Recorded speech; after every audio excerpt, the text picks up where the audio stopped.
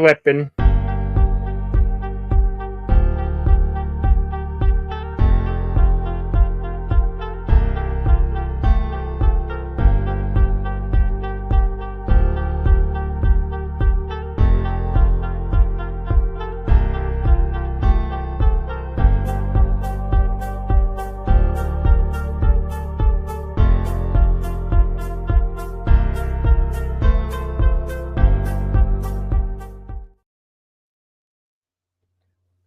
Hello and welcome to Western Cinema Presents Tombstone from 1993, starring Kurt Russell and Val Kilmer. Val Kilmer. Yeah, I think my brain did a buffer. my brain got hung up on the cloud. Anyway, yes, this is a very good film. Very good film. Very praised film. Would you like to tell the folks about the synopsis of the film if they have not seen it? All right. For those of you who have not seen it, this is the story surrounding the events leading up to and the aftermath of the gunfight at the OK Corral. You have Wyatt Earp and his family, including his brothers, their families, his wife. They are going from, I believe, Dodge City to Tombstone.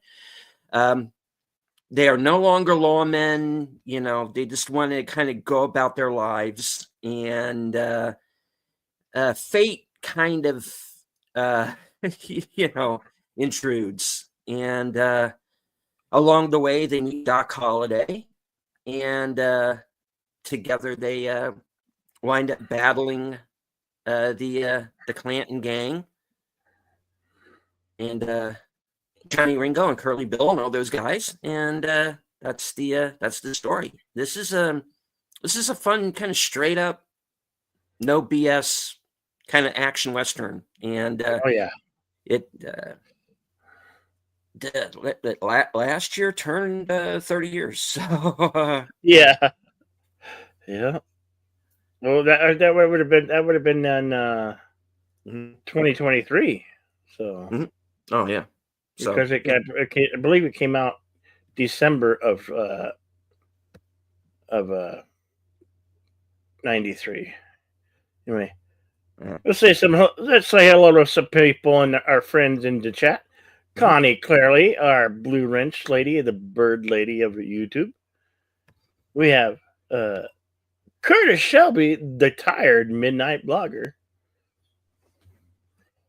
And I see Dust Whoopin'.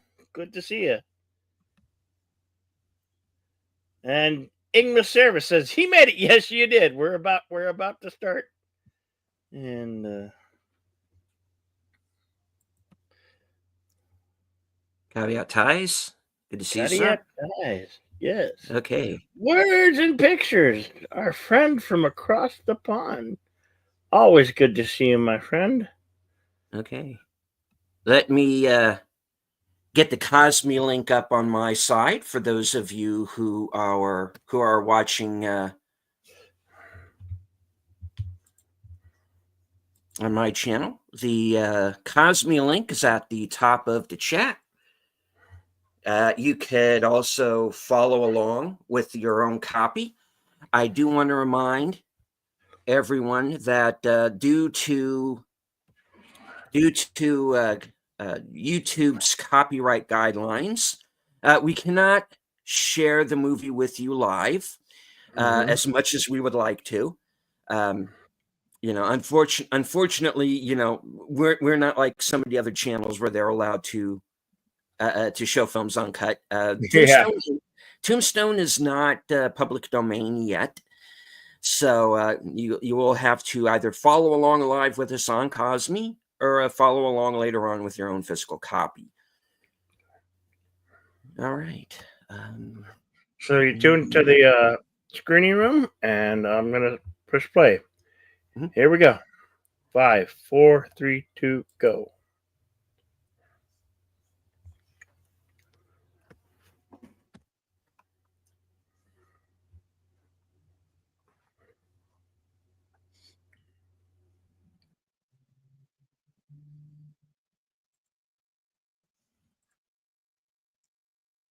Hollywood Pictures logo.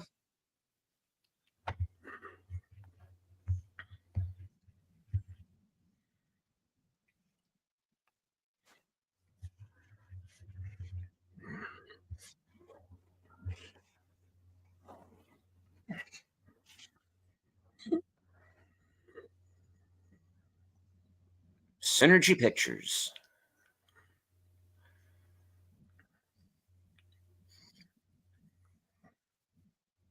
The opening narration by Robert Mitchum. Robert Mitchum, yep.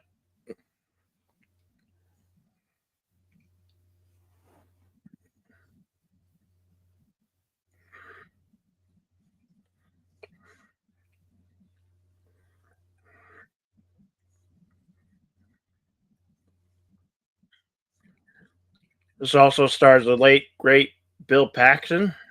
Mhm.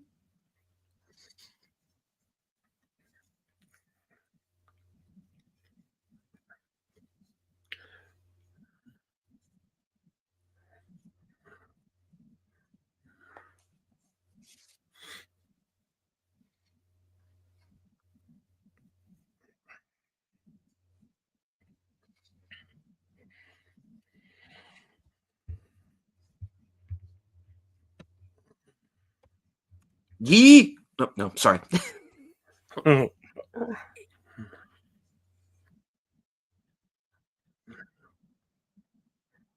What a great segue into an opening shot. Yeah.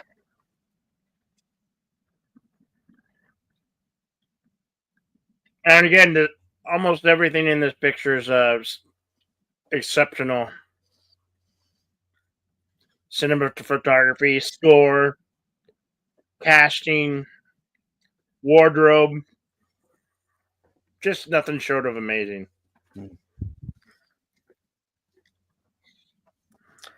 And no, Curtis, no. The footage of Wyatt and Doc in that opening is not actually them, obviously, but scarcely matters.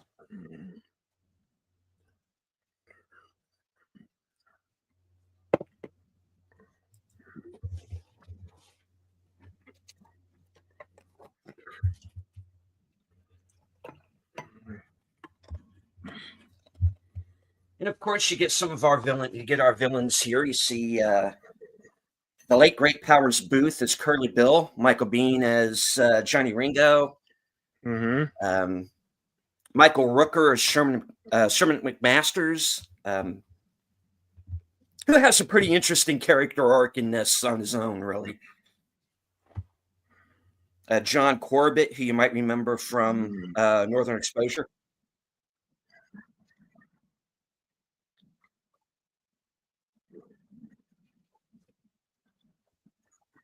And of course, Stephen Lang as Ike Clanton.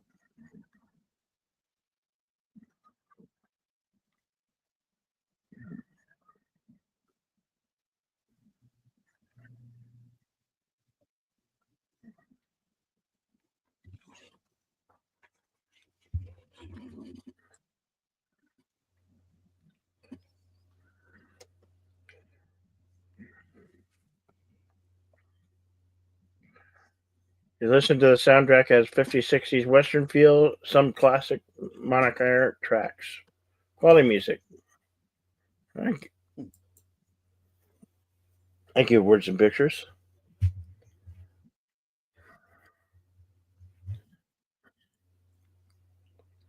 And this is another movie that I think didn't get its due from the Academy. This is when we're talking about when they ignore popular film.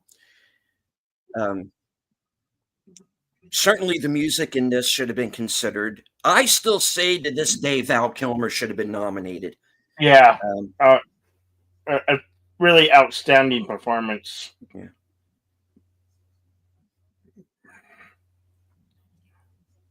I mean, you literally cannot picture anybody else in the role of Doc Holliday other than Val Kilmer. He is Doc Holliday.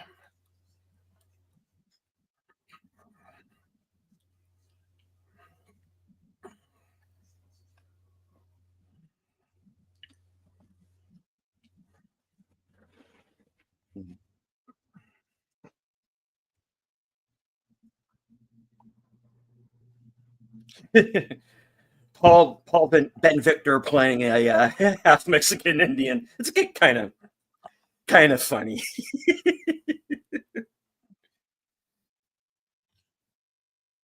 Yeah.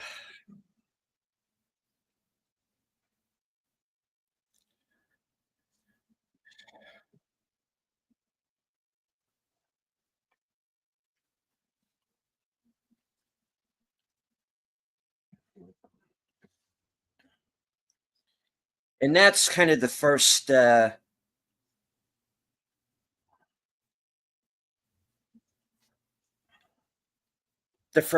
that McMaster's isn't exactly down with the program anymore. You know?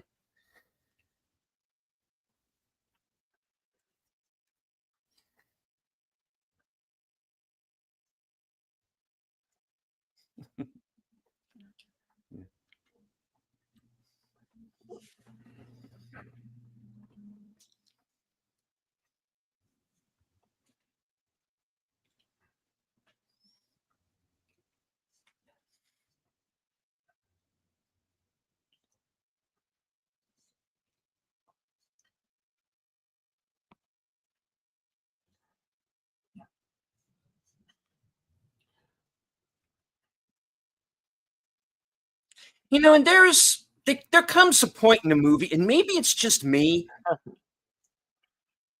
but I think there comes a point in the movie where even Bill is starting to get a little afraid of Johnny. Yeah. It's like, oh, good thing this guy is on my side.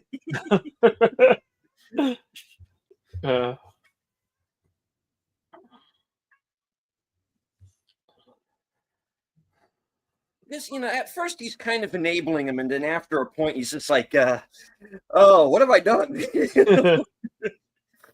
Yeah.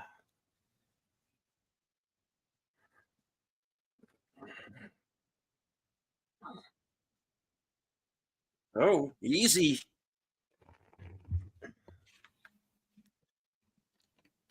Hail, Yeah.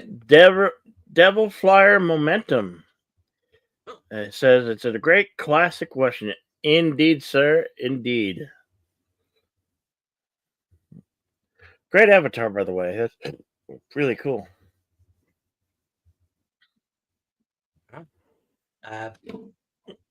First time I remember seeing you in the chat. Enjoy the show. The Cosme link is at the top of both chats. Yep.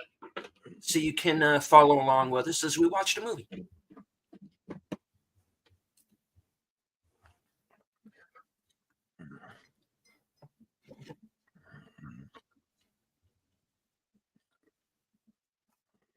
Yes, indeed. Please hit the like button, subscribe.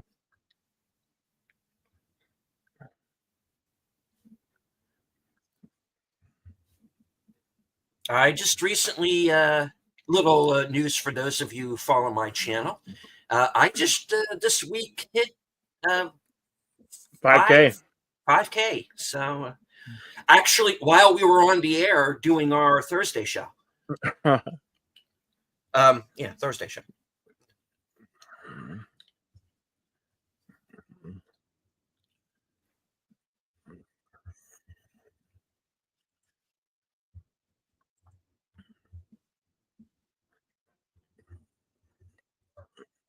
And we're seeing some of our other characters here. Of course, Bill Paxton, Sam Elliott.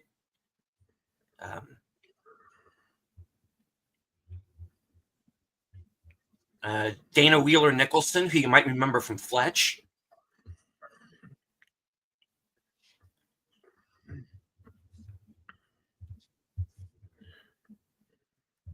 Yeah, thank you, Devil Flyer, and thank you, Curtis. Curtis is 9 subs away from 700, so let's get him those 9 during the show.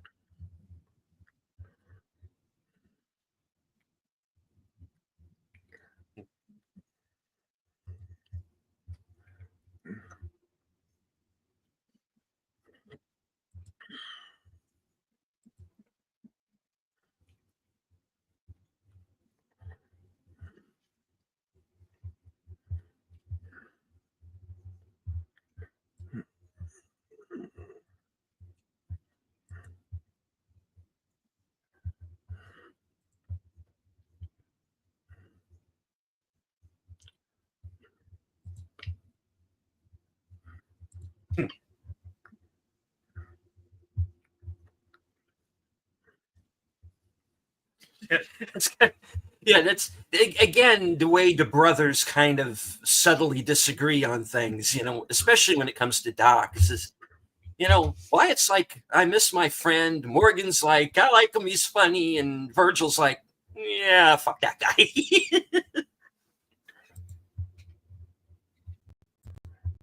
Of course, here's Val Kilmer as Doc Holliday. Joanna Pacula as Big Nose Kate. And, of course, Frank Stallone in his cameo.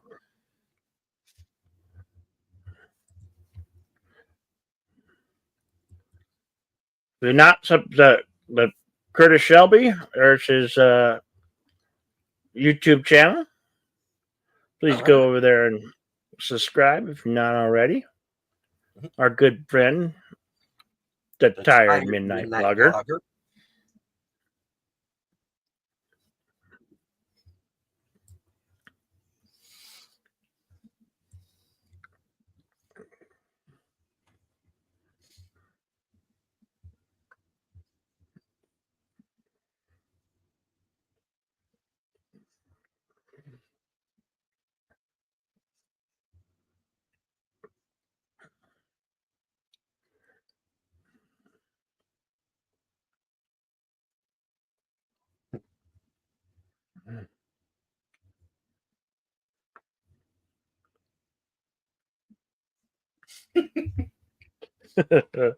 Oh.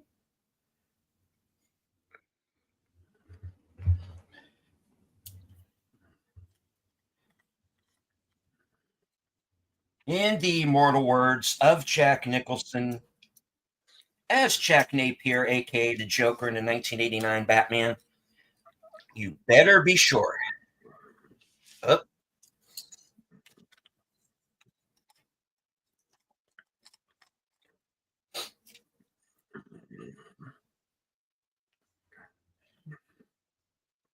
Grab the money, honey. Let's go.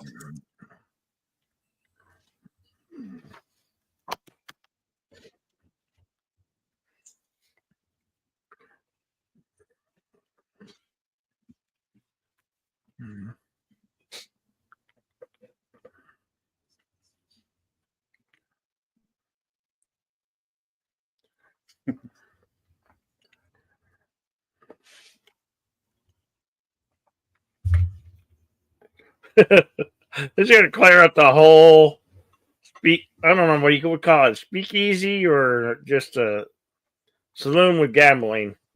Yep, a saloon.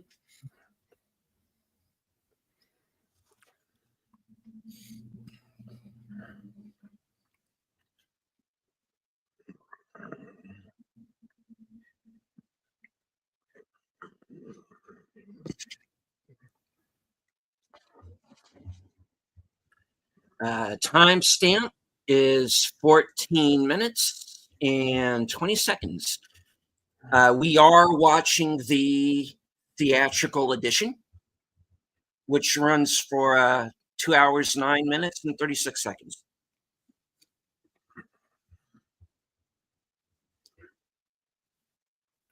I really wouldn't mind owning a copy of the extended cut. I thought I had it, but I don't seem to. So I was not aware that there was an extended cut. Oh yeah, yeah. There was some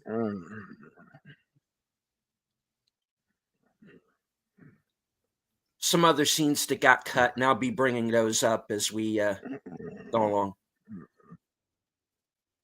Because there's one scene in particular that I kind of wish they hadn't cut, but I understand. They had to do it for time.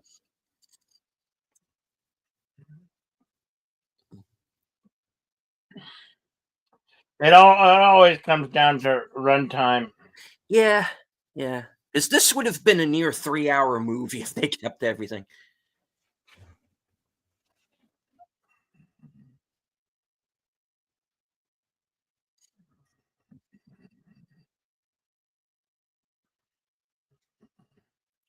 There's the infamous Birdcage Theater in the background. Mhm. Grand Hotel. Yeah, so Bill, you know a little something about this area they're in. Yeah, but I've never actually visited it. I've never actually been there. No, really? Yeah, I've Oh, never okay. actually been there. I maybe thought you had. No. Fortunately, I've never. It's Oh, kind of on my list of things to do that I haven't got around to yet. You know. nice. And of course, you have the town sheriff being played by here by John Tenney. You might remember him from the TV series The Closer.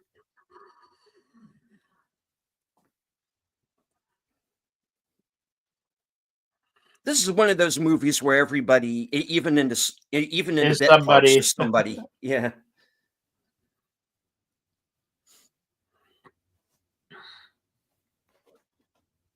Billy Bob Thornton has a cameo in here? Yeah, we're going to be seeing him here in a Yep. few minutes.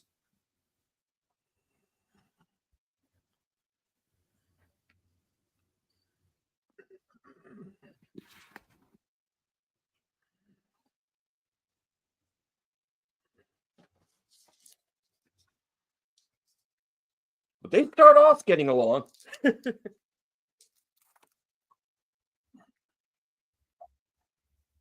Fred White, of course, Harry Carey Jr. And if I recall correctly, this was his last film.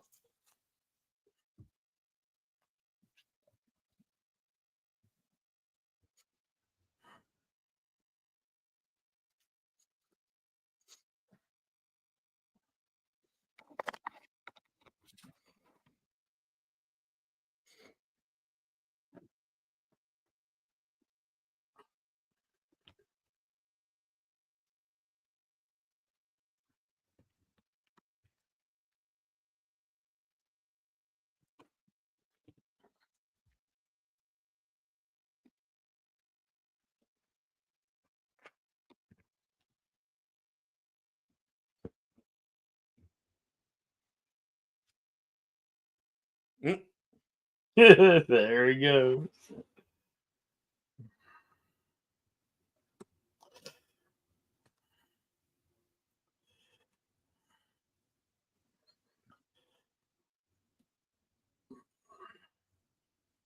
And here we get the infamous Billy Bob Thornton scene.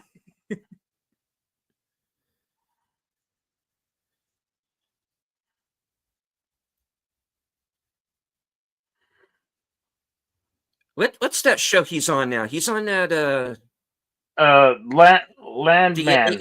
well, not well, Landman he's in, yeah, but he's also in one of the Yellowstone spin-off series too, right? Because I remember seeing some scenes of him in that. The Uh, 1893 or whatever. I don't think he was in that. No, Hmm. no. Billy Bob Thornton is not in that.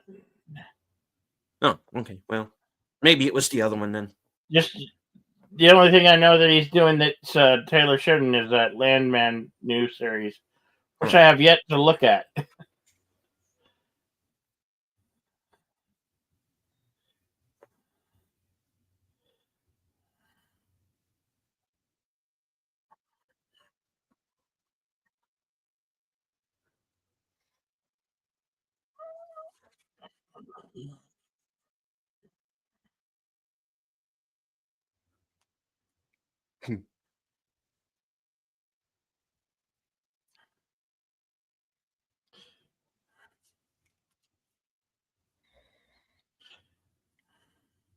I catch myself using that line sometimes, but instead I say my cousin's kids because A, I don't have a sister, and my cousins, which I have more of than I can count, have more kids than I can count. So They always do. let's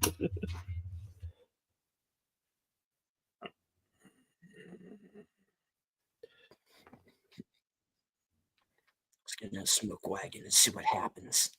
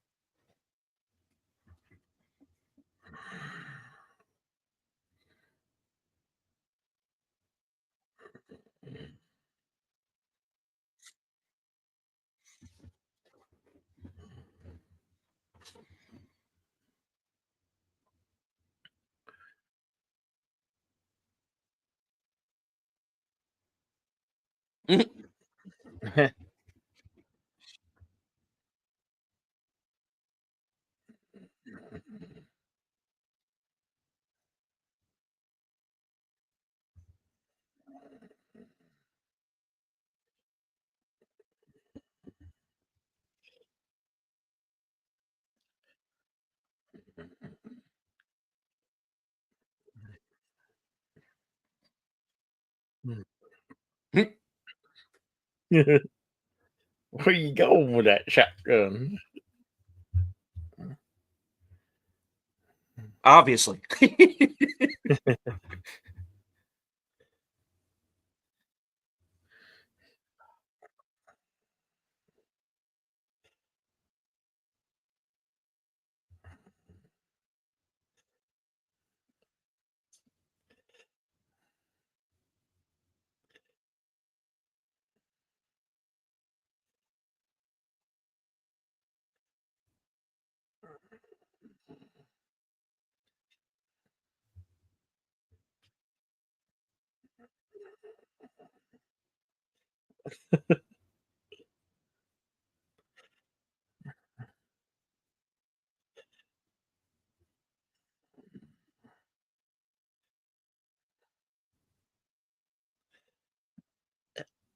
Honey, I apologize. I forgot you were there. You may go now.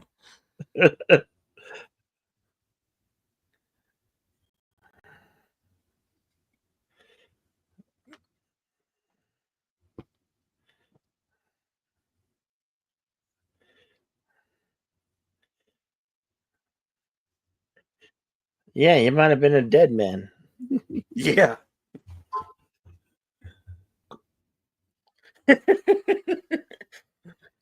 Damn it, man. Don't introduce me to the sheriff.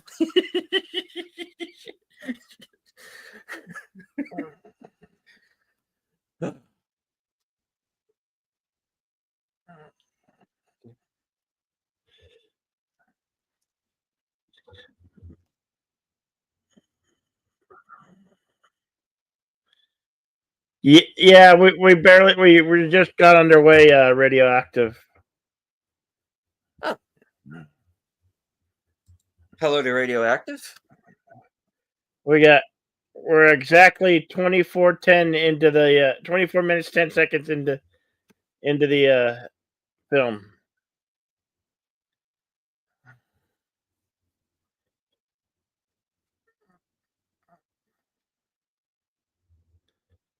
Buck Taylor, of course, is Cook Johnson, a Western mainstay. And a very accomplished artist as well. Huh. Cricket, yeah.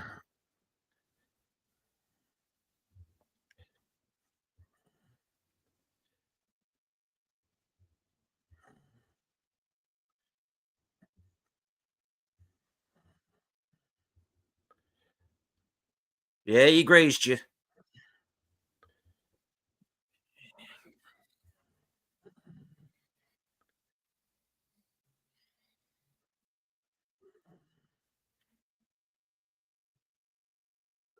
He basically got the Trump shot there in the ear, just Yeah. usually a pretty good sign that you know when to get the hell down, you know?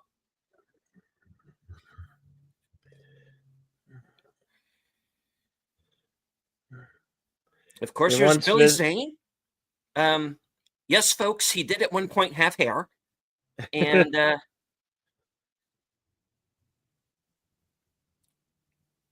Dana Delaney is Josephine Marcus. That's cool, radioactive. That's very cool.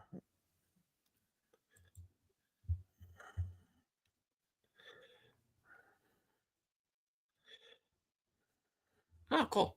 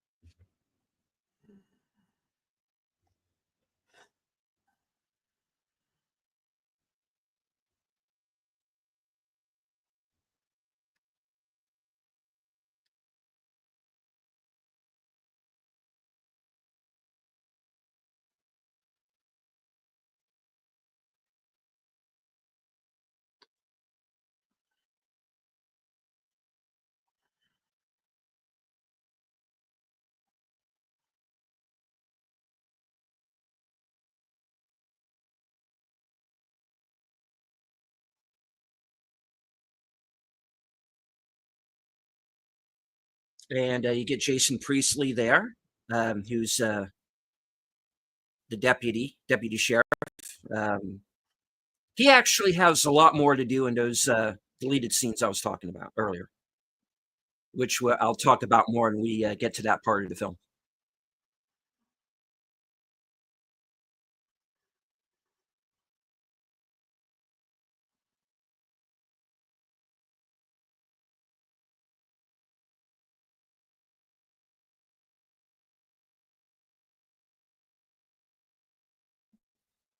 Terry O'Quinn, of course, is the mayor,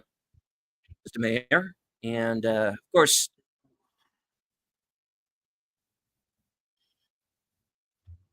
I first remember seeing him in The Stepfather in 1987.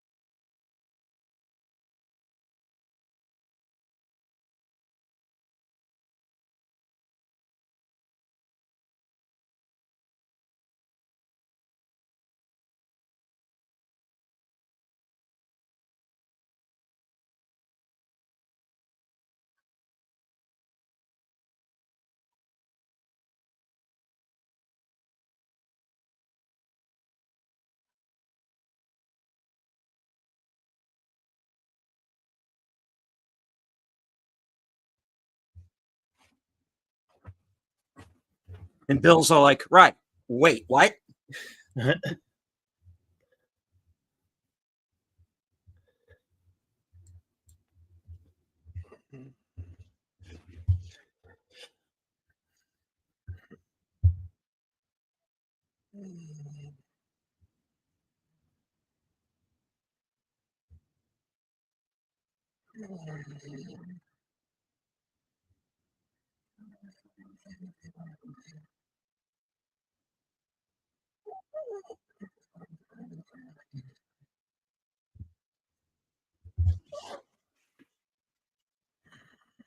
That was a woman. Shocker. You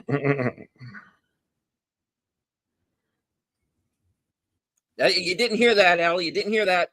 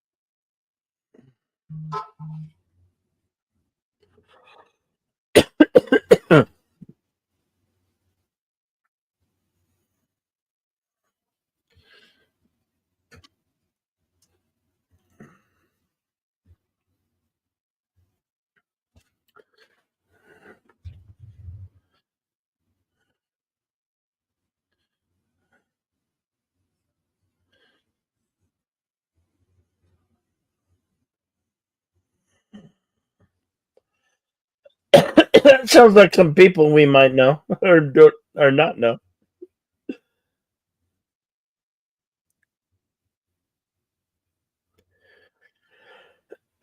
Kenny. You kidding, Bill? Yeah, no.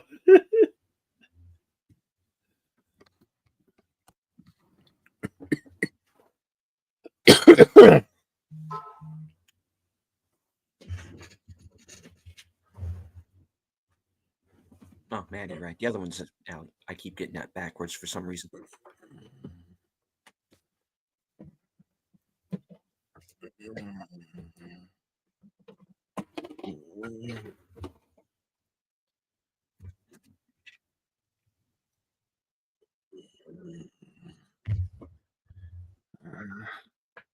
That guy's been in a lot of westerns. Mm-hmm. Oh, yeah.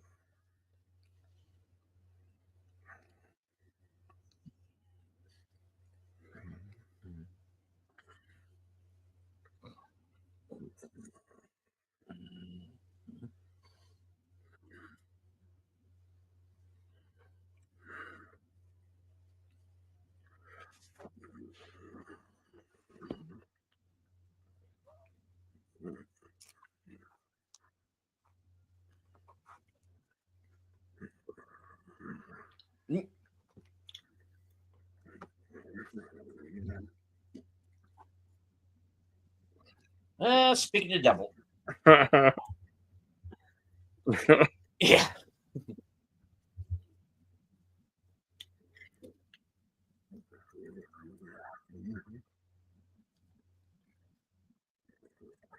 I was framed. Sabatucci'd. Consarned, I have been hornswoggled. All right. I'll stop.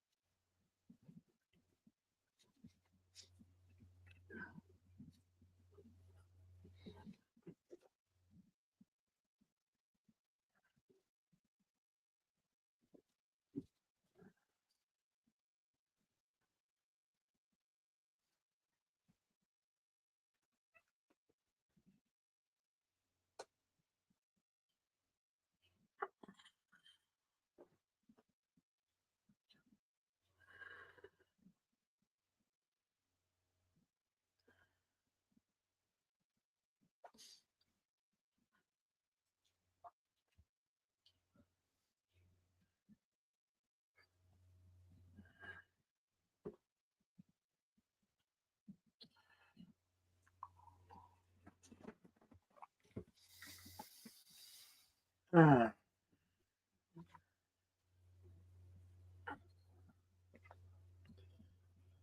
Doesn't mean he's married.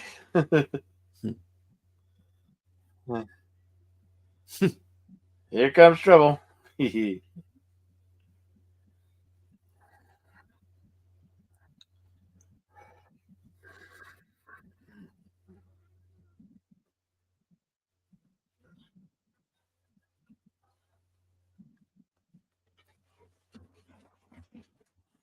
And I'm Arthur, King of the Britons.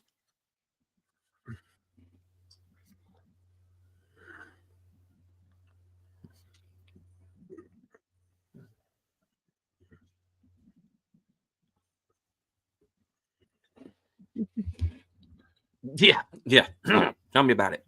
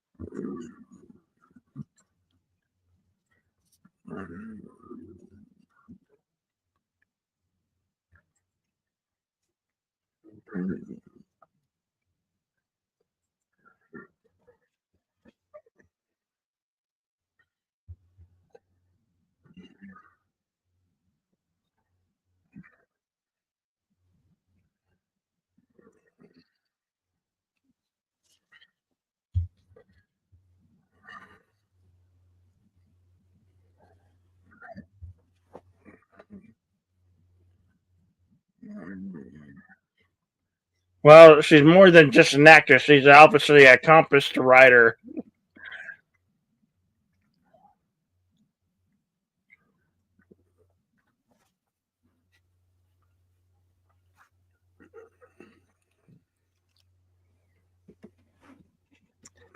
No, Curtis, they don't have Bat Masterson is not in this film, but he is in the Costner version, which was more of a biopic.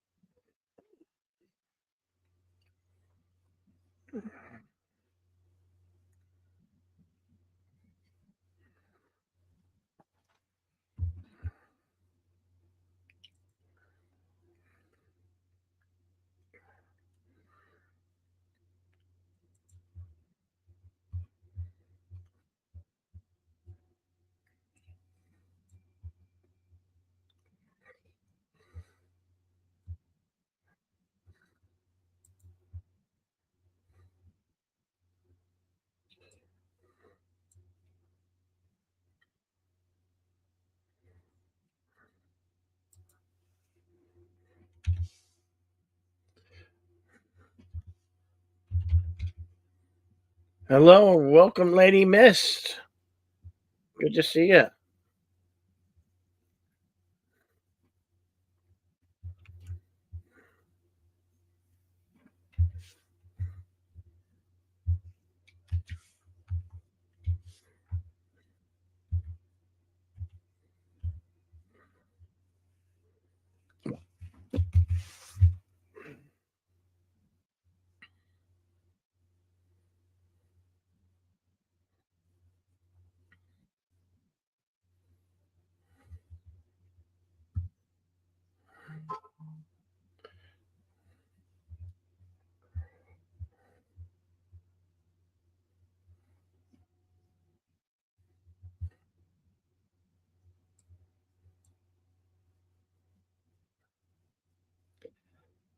It's always great to see you, Lady Mist. Emoji Queen, Lady Mist. Good to see you.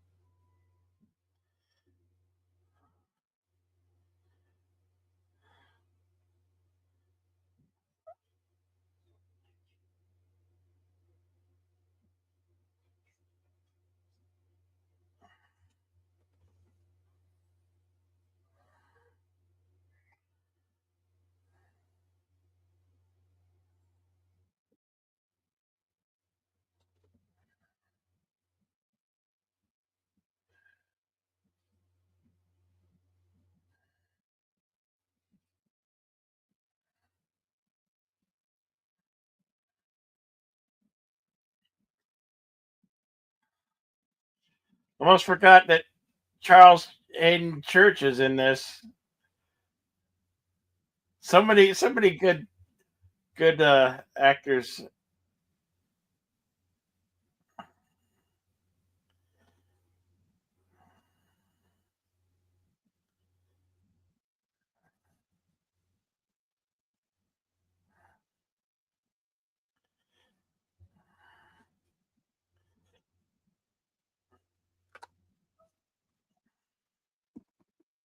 It's me a nocturne.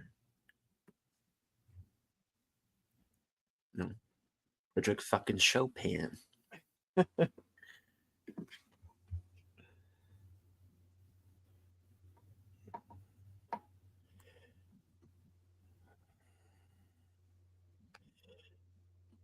Curly Bull's a little bit too high on the opium here. Yep.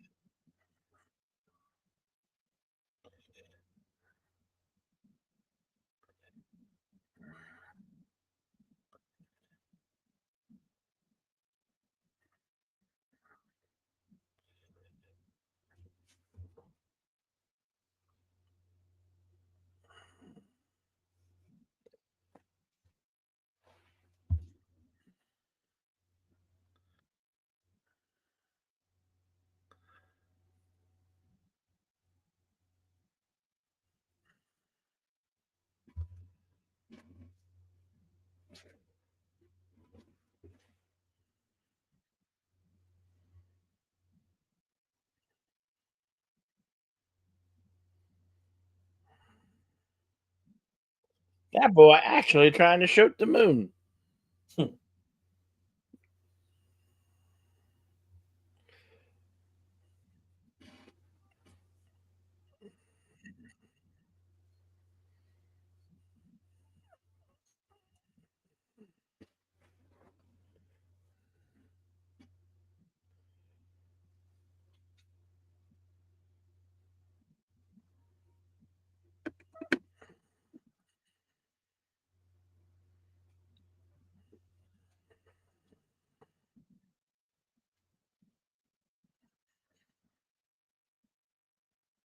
Right in the heart. Yep.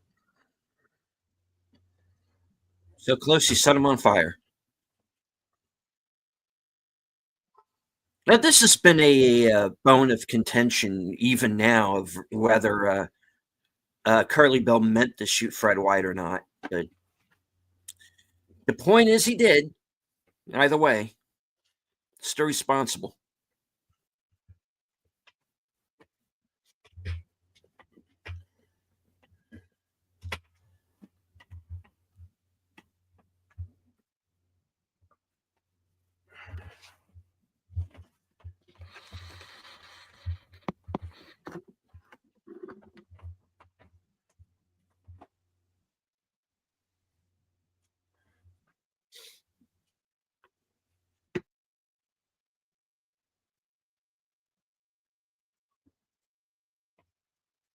You use the bathroom?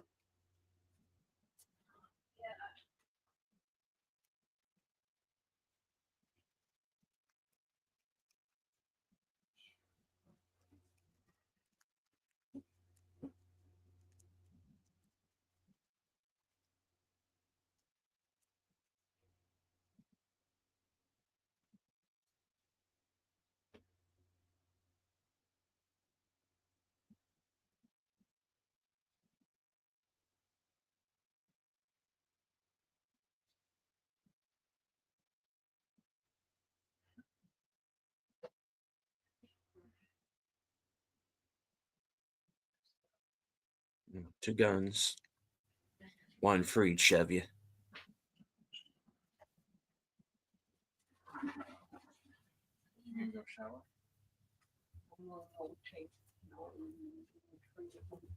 Okay.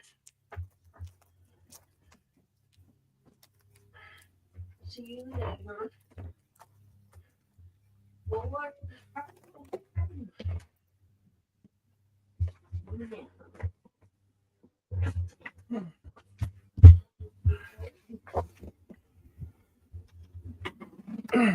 Now, I've seen exactly one photograph of Ike Clanton, and he's in a suit, he's all cleaned up, he's clean shaven, he's got a haircut, but every on-screen depiction of him, he's like a stupid-looking guy who needs a bath. So, who knows?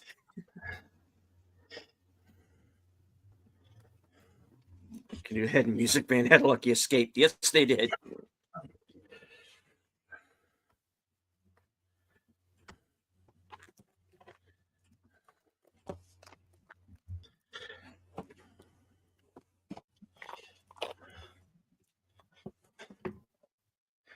There were several witnesses who say you're close range.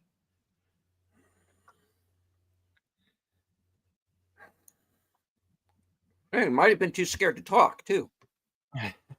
Yeah.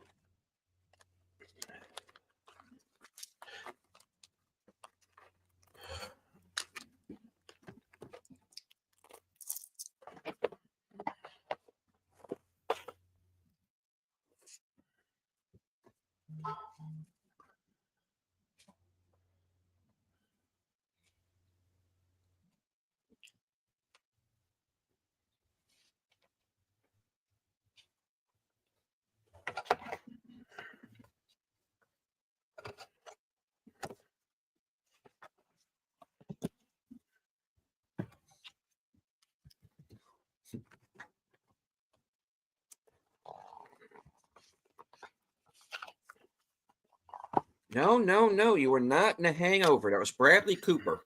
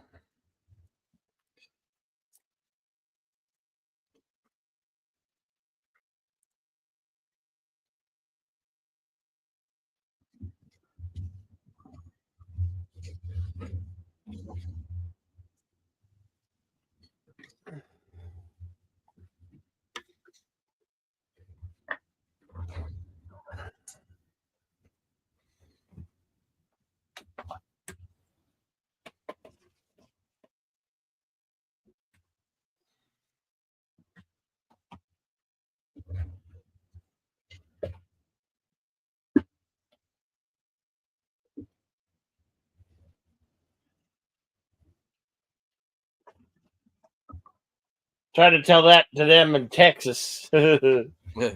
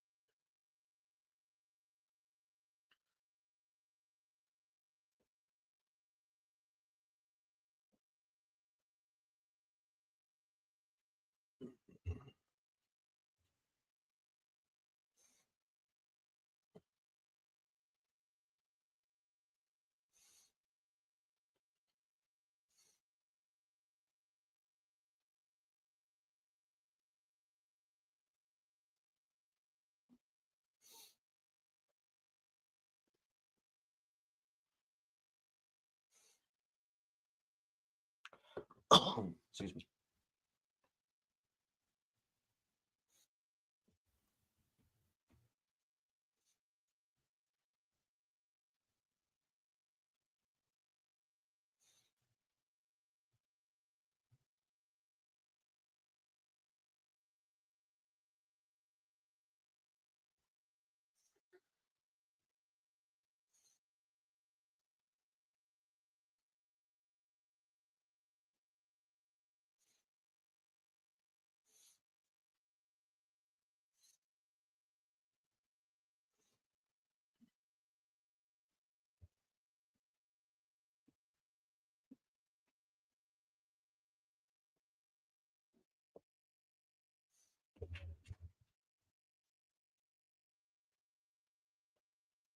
Mm.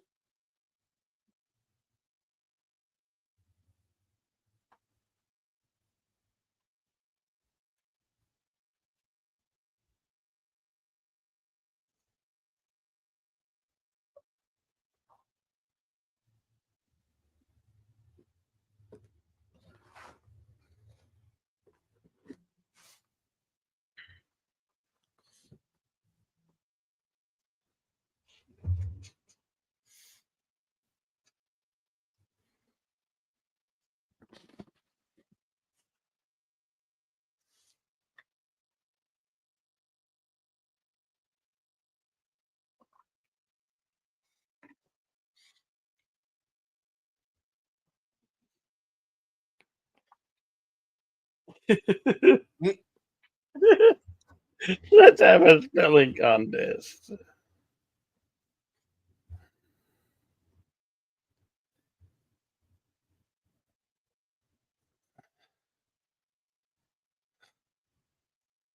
I don't think you know what the true meaning of that word means, Ike.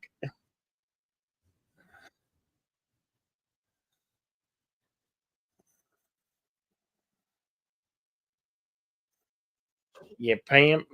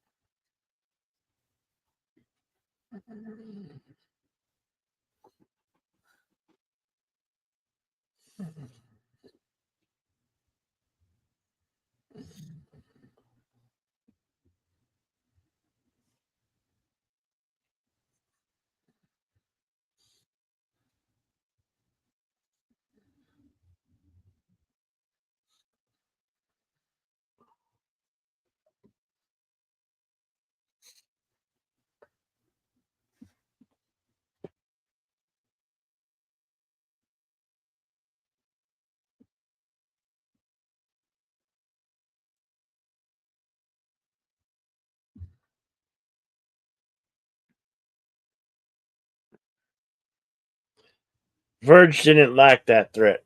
No.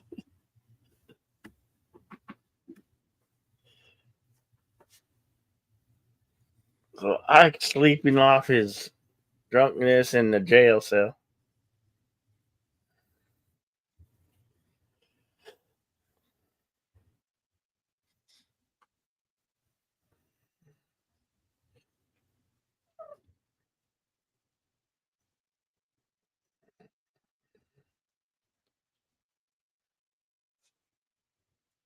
Alcohol and guns, never a good mix.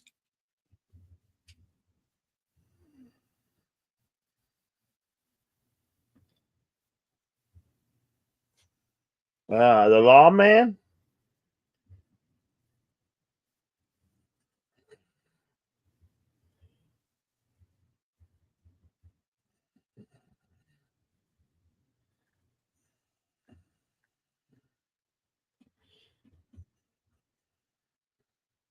Bam. How Good night. about a good old fashioned pistol whipping?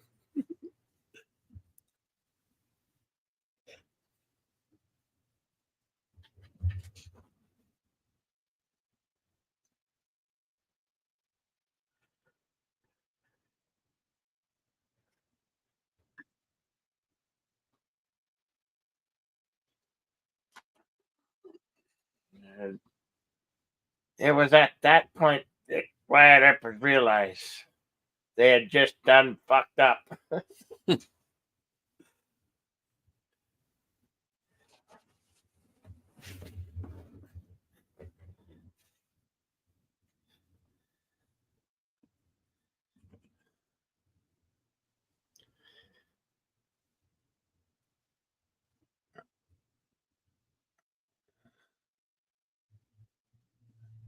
Yeah, that's gonna be a no.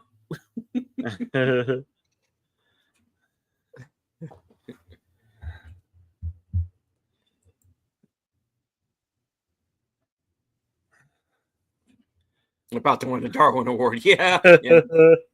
Good point, Curtis. Town too tough to die. Yeah, indeed. That is a cool. Nice That logo. would be definitely to put a patch to be put on a jacket or something.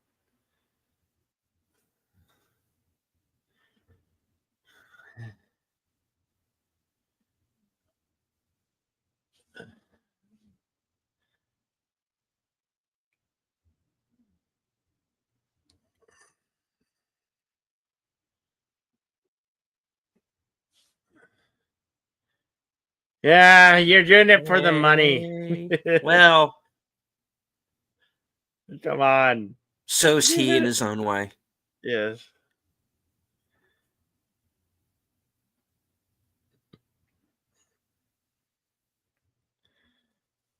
Hey. Maybe the Antichrist.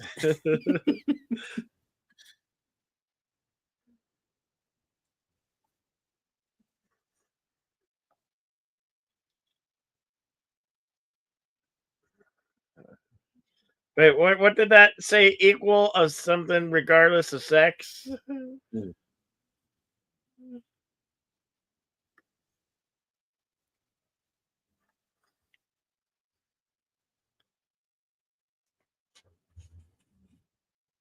Yeah, we're getting to that enigma. Yeah.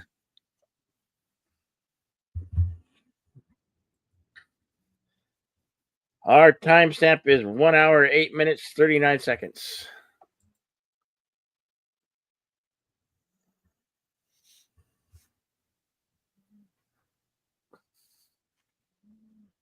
Well, and my thought on an enigma is everybody's kind of in it for the money. You know, you know, nobody in this movie is exactly Mr. Clean. You know, let's be honest. Except the town folk are just trying to stay the hell out the way.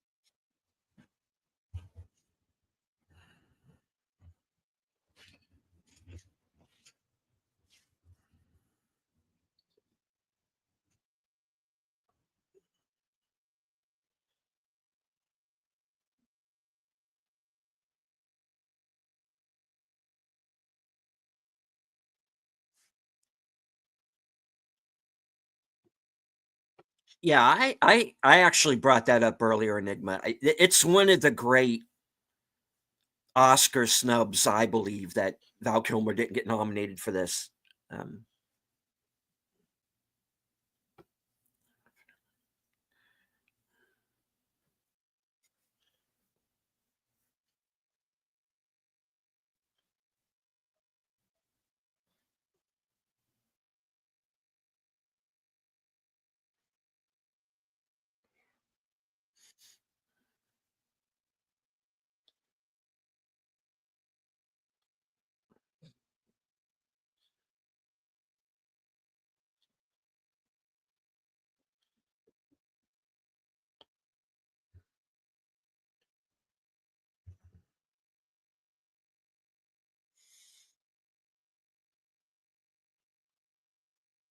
The march that echoes through eternity.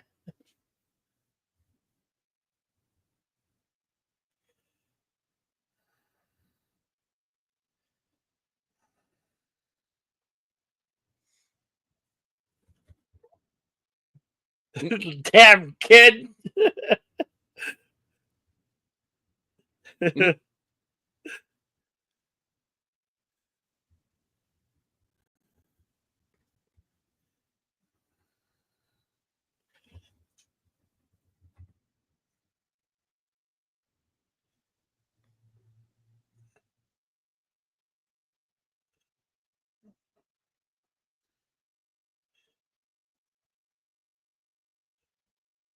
That kid later went on to be a Speedy Gonzalez, the fastest Latino in the West.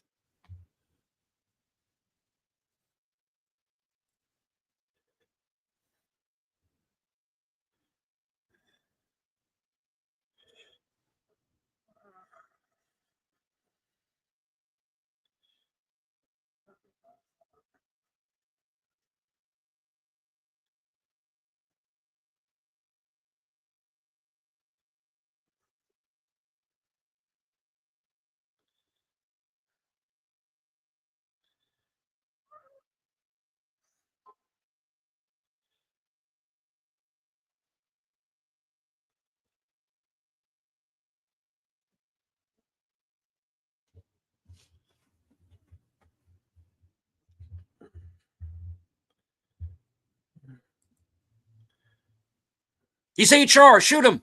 Okay. I know a couple of you in the chat will get that.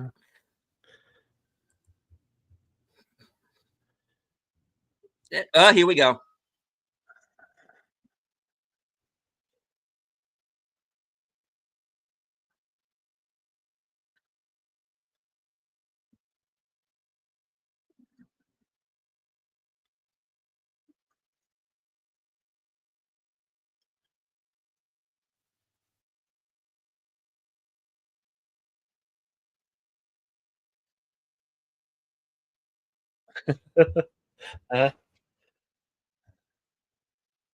And what does Ike do? He gets in the fight.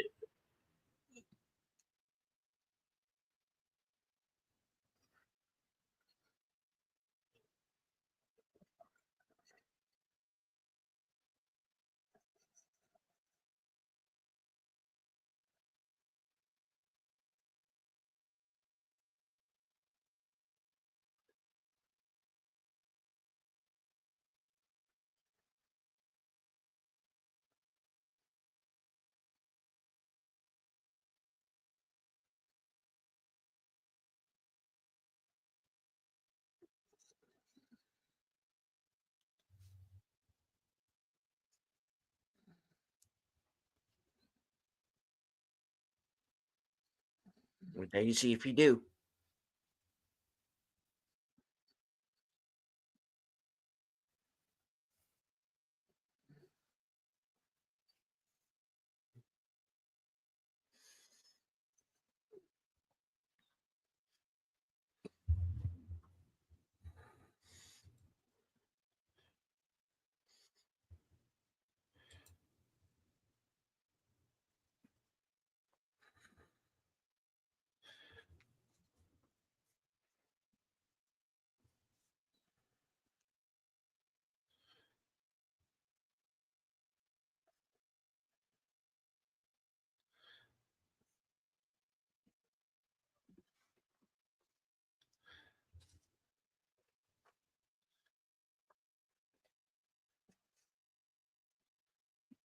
In the meantime, we will give you a crash course on exactly what I've disarmed them means.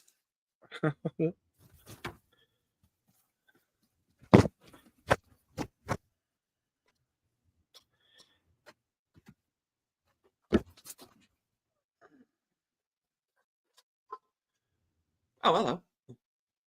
And oh, hello. Okay.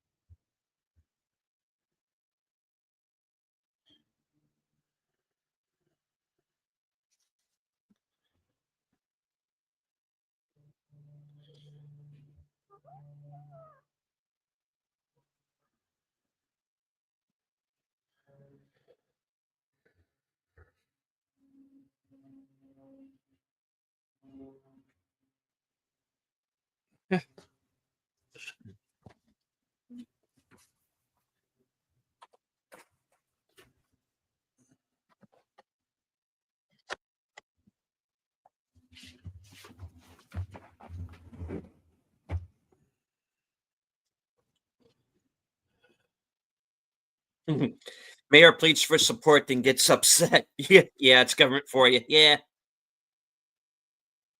Yeah.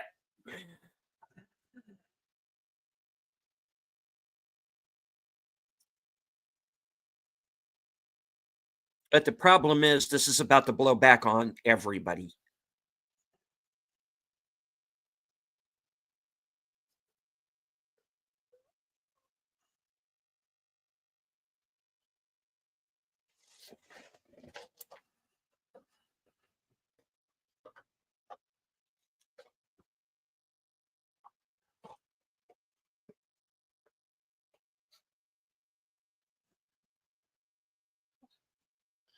The name of the cemetery, Boot Hill.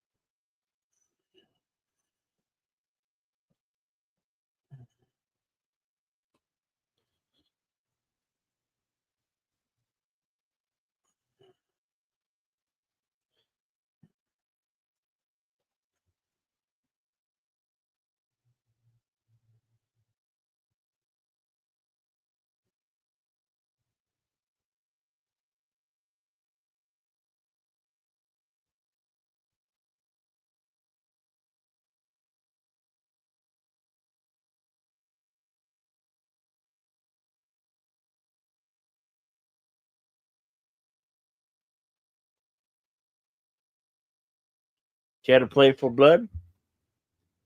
Of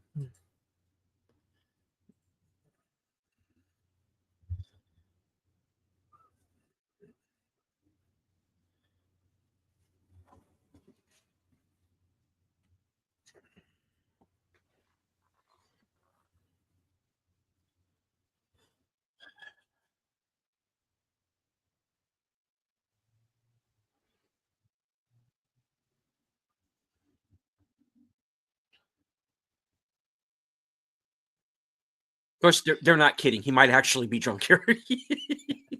I'm your Huckleberry. Love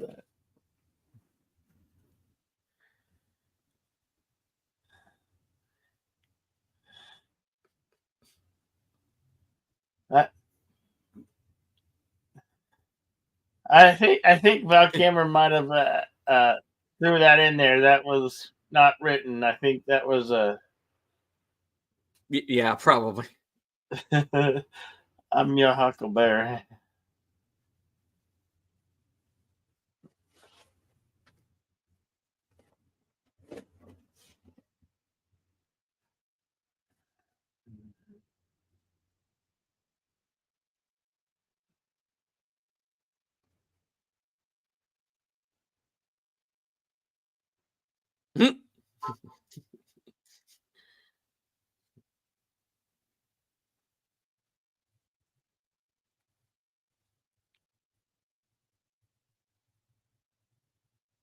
Proceed, sir.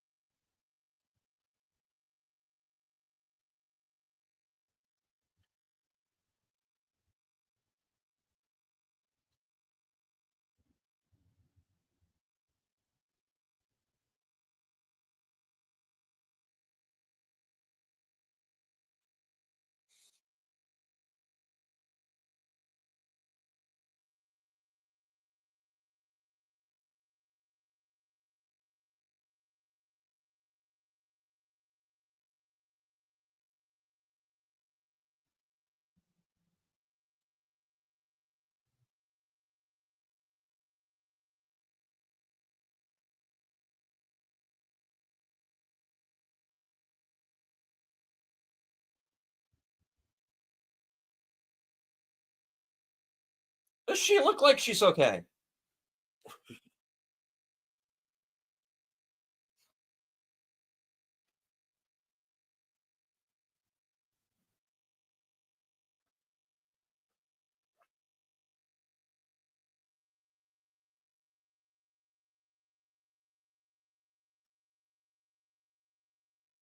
Miss!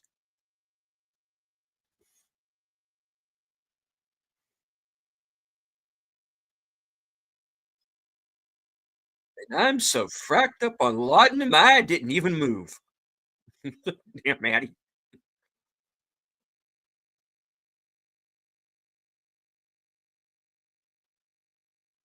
Yeah, that ain't thunder.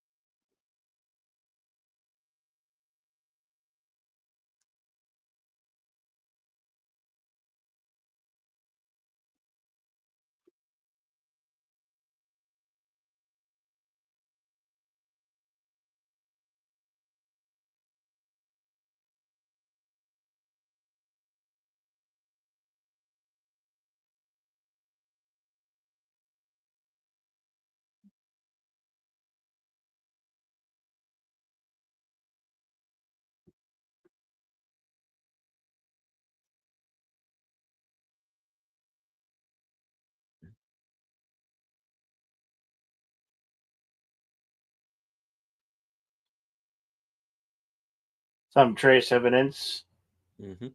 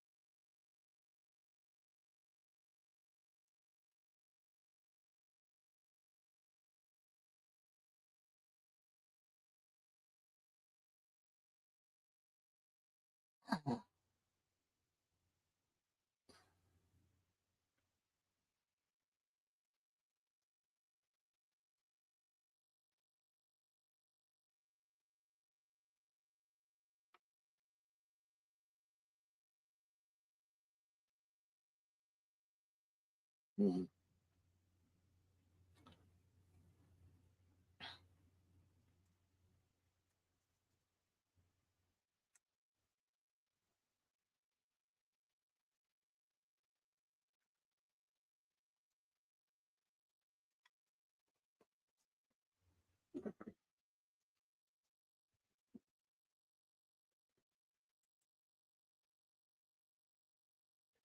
Hey,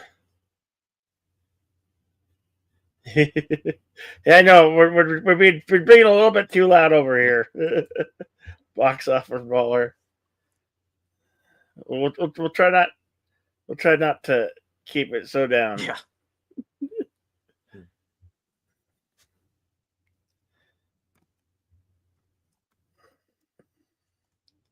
Bye. Welcome, Box Office Brawler.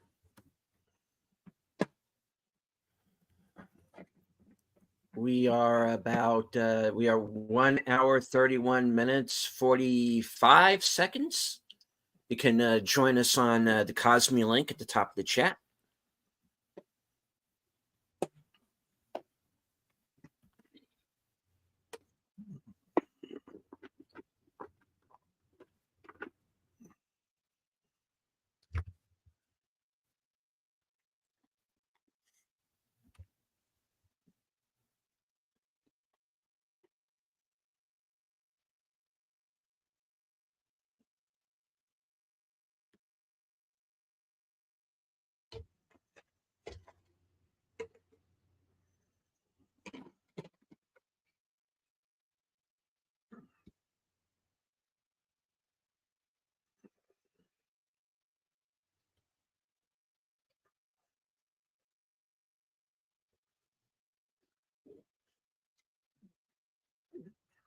Which is still well. Bye, Stillwell.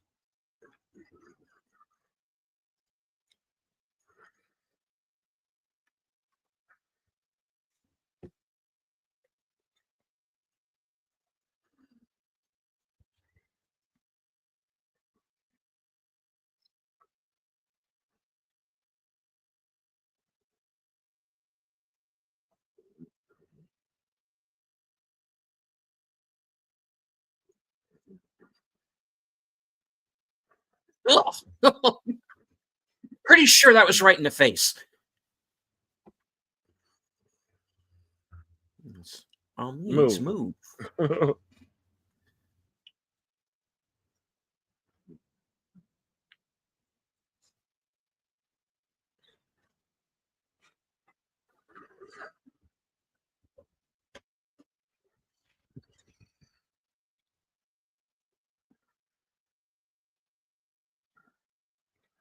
Ouch. That hurt.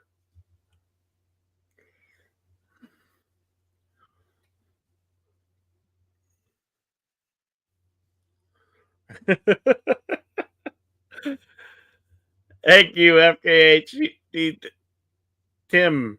Lick. Kablam. Hey, Tim.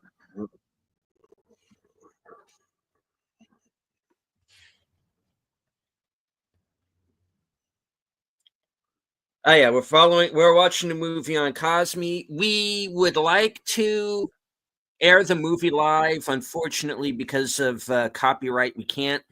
You can follow along with us on Cosme or with your own copy. All right. Oh, here we go.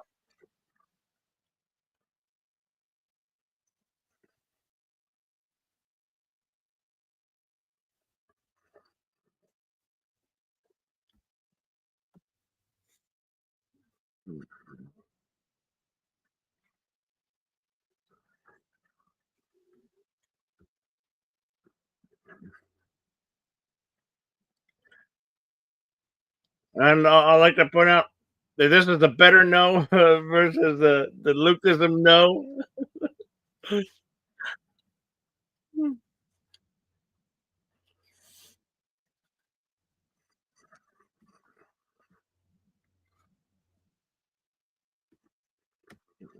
No. Yeah, this actually did happen. They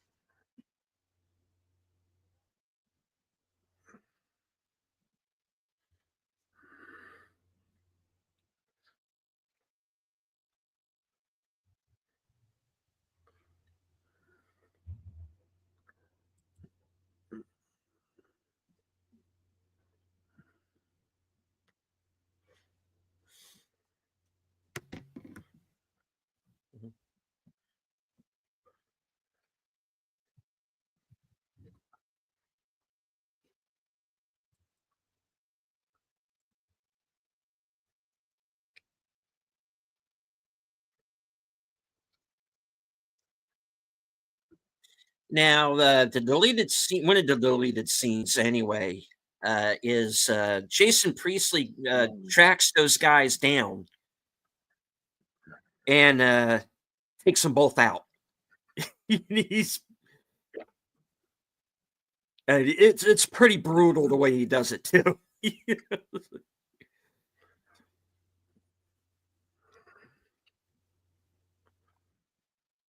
I tell you, the second half of the movie, this movie is 0 F's given by everybody.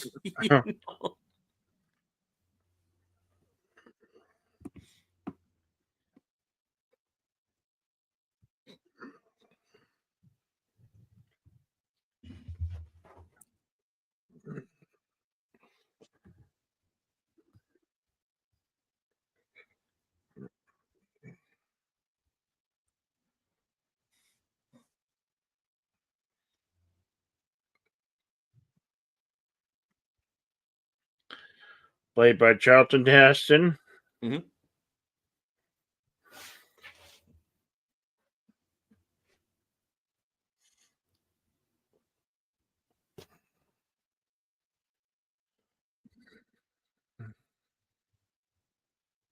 A local cattle rancher. Mhm.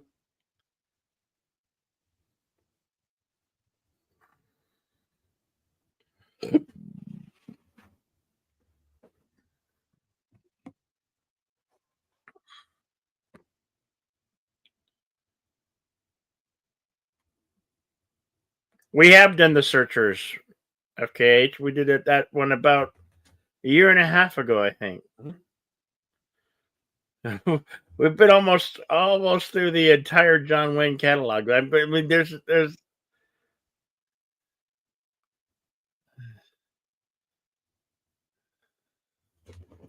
quite a few, but yeah, we've.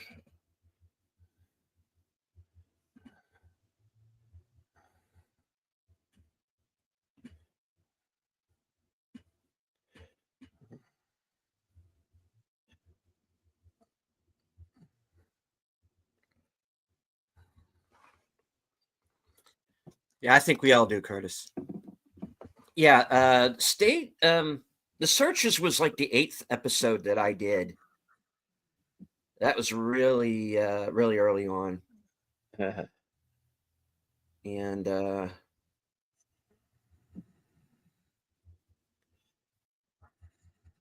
I'm pretty sure we've done Stagecoach at some point.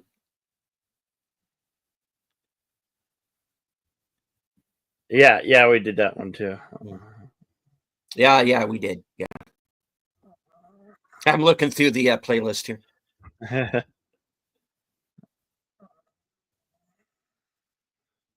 Yes, Charlton Heston was a spokesperson for the NRA. Yeah, which really got him into a lot of trouble with a lot of the Hollywood types, because he was somebody who was very big in the civil rights movement, and he was president of the Screen Actors Guild for quite a long period of time. But, he came out publicly and said, hey, I think it's all right for people to own a gun to protect themselves. And they just ditched him. You said this is Masters. I can't even tell that's him. Yeah, because there's a scene that actually got cut here where you see them kill him.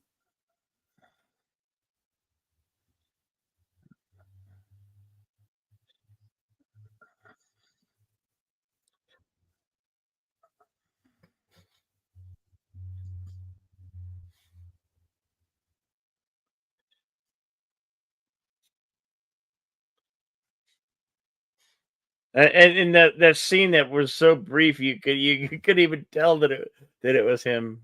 Mm. They did a good makeup job.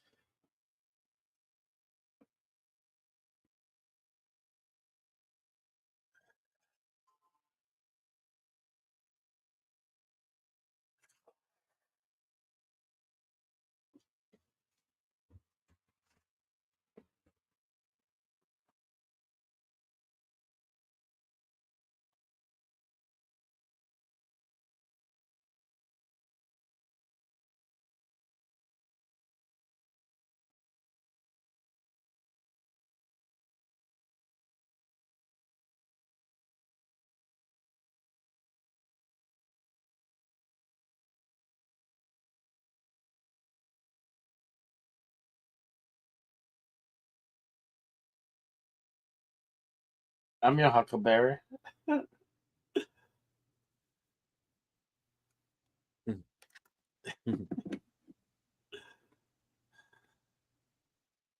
Yeah.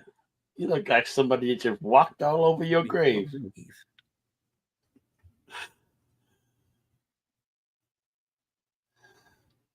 Difficult. Started a game we never got to finish. Play for blood, remember?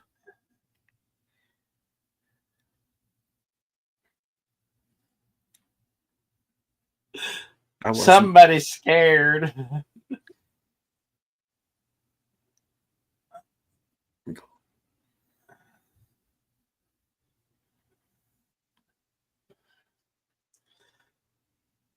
what, a, what a great way to goat somebody into a fight, man.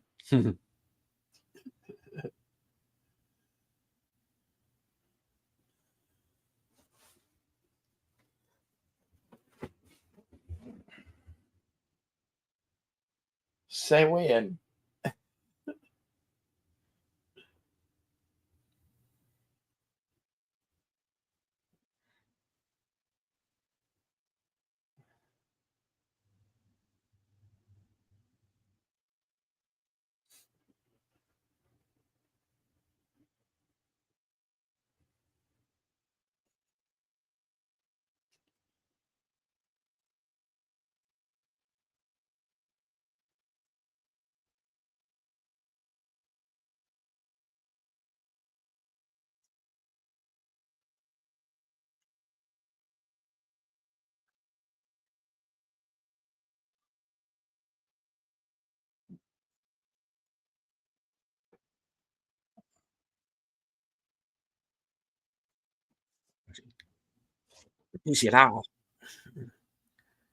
Or soul,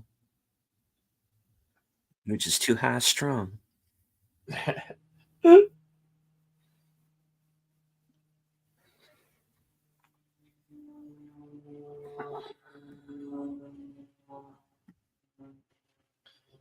was more than he could bear.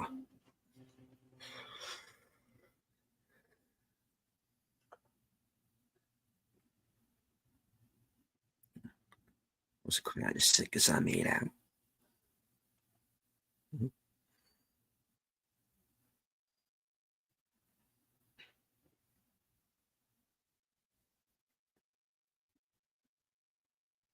My hypocrisy goes only so far.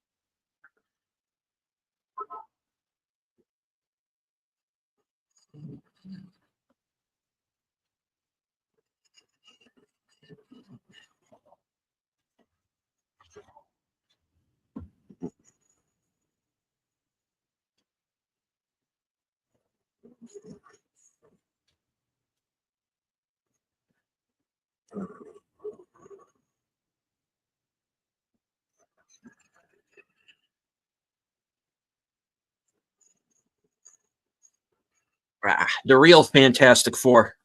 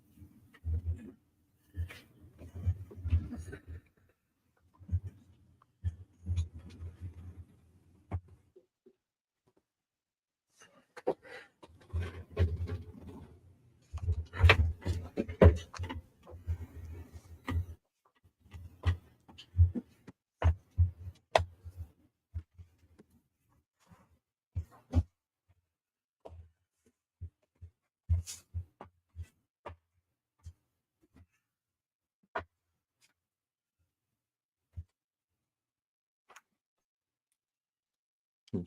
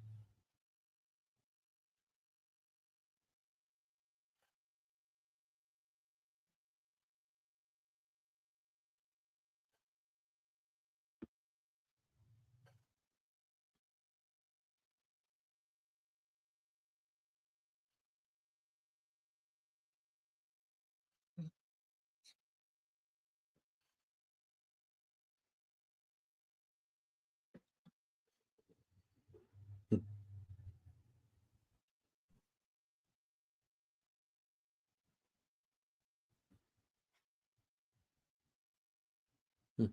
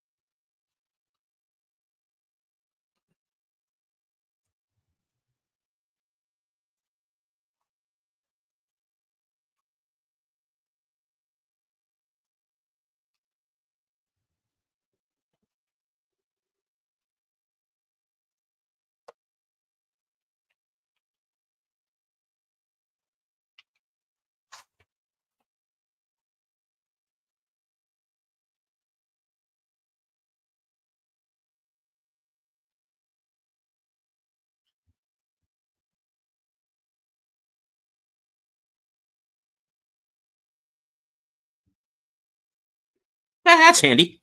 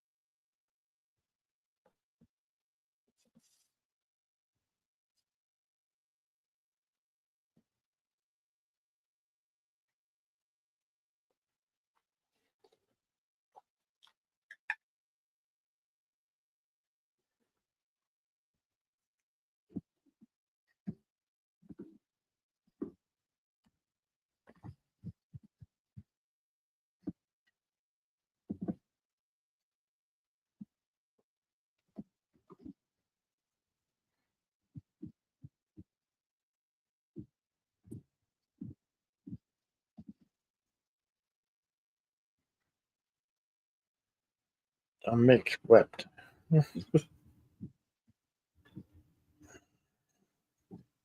And if you ever see the movie Sunset with James Garner and Bruce Willis, you get a fictionalized version of what happened when Wyatt Earp and Tom Mix first met. It's a pretty fun movie in and of itself. All right, folks. So that's Tombstone. Yep.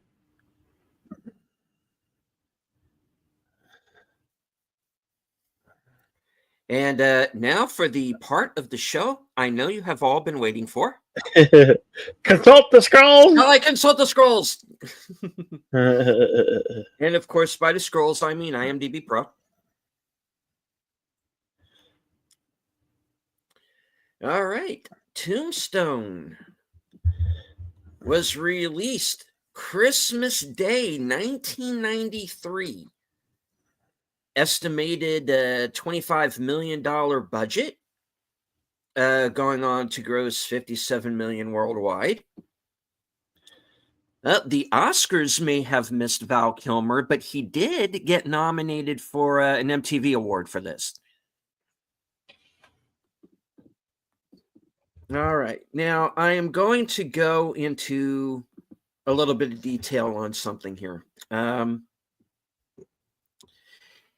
The screenwriter of this film, Kevin Jarre, was the original director.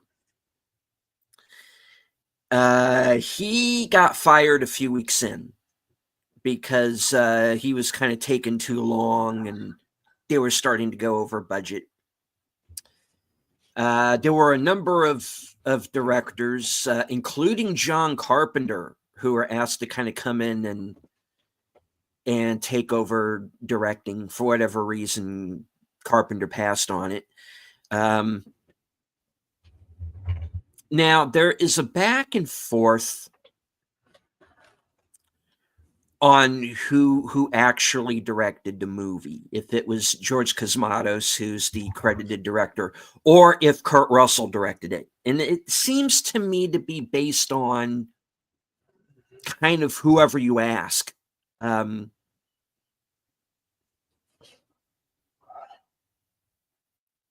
Even among the cast, really, because Val Kilmer says Russell directed it. Michael Biehn says no.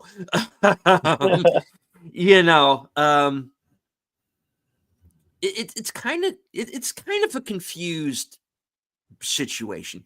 Now, you see in the credits there, first assistant director Adam C. Taylor. That is Buck Taylor's son. So this was a bit of a family affair for them.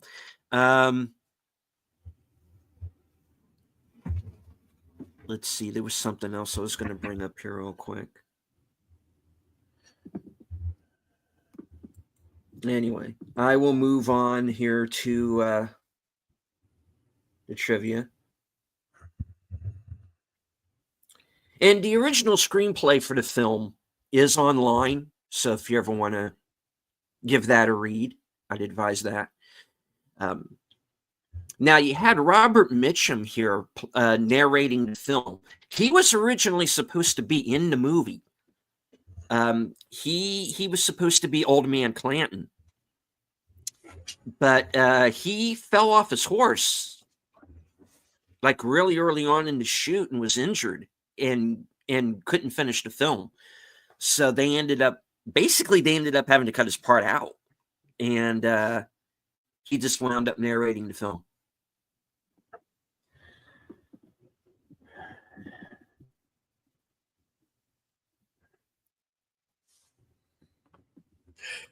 All right. Let me move on here. Filming locations. These are all in Arizona. They shot the entire film in Arizona. Patagonia, Empire Ranch, Texas Canyon, Little Dragoon Mountains, Elgin, Sonoran Desert, San Simon Valley, Skeleton Canyon, Harshaw, Fort Crittenden, San Pedro River, Los Cienegos National Conservation Area, Whetstone Mountains, Sierra Mountains, Tucson Mountains, Turkey Creek, Chiricahua National Monument, Mount Lemmon, St. David, Benson, Tucson, Wilcox Playa, Saguaro National Park, Babacomeri Ranch, Mescal, and Old Tucson. So entirely on location in Arizona. All right, moving on to the trivia. There are 156 items. I don't know if I'm going to be doing all of them. No. Because we'd probably be here all day. But I'll get through a few of these here. Director George P. Cosmatos is quoted as saying that all the lightning and mustaches are real. The lightning to which George is referring are the images of lightning that were filmed on location during monsoon season. However, lightning effects and acting scenes were created with Lightning Strike's 250K linear units. The nocturne played by Doc Holliday is Frédéric Chopin's Nocturne in E minor, 72, number 1. Opus 72, number 1. The lawman Wyatt Earp's fifth cousin, who is also named Wyatt Earp, plays Billy Claiborne. And Billy Claiborne is one of the guys who robs the stage, shoots Billy Zane's character, and in the deleted scenes is eventually killed by Jason Priestley's character.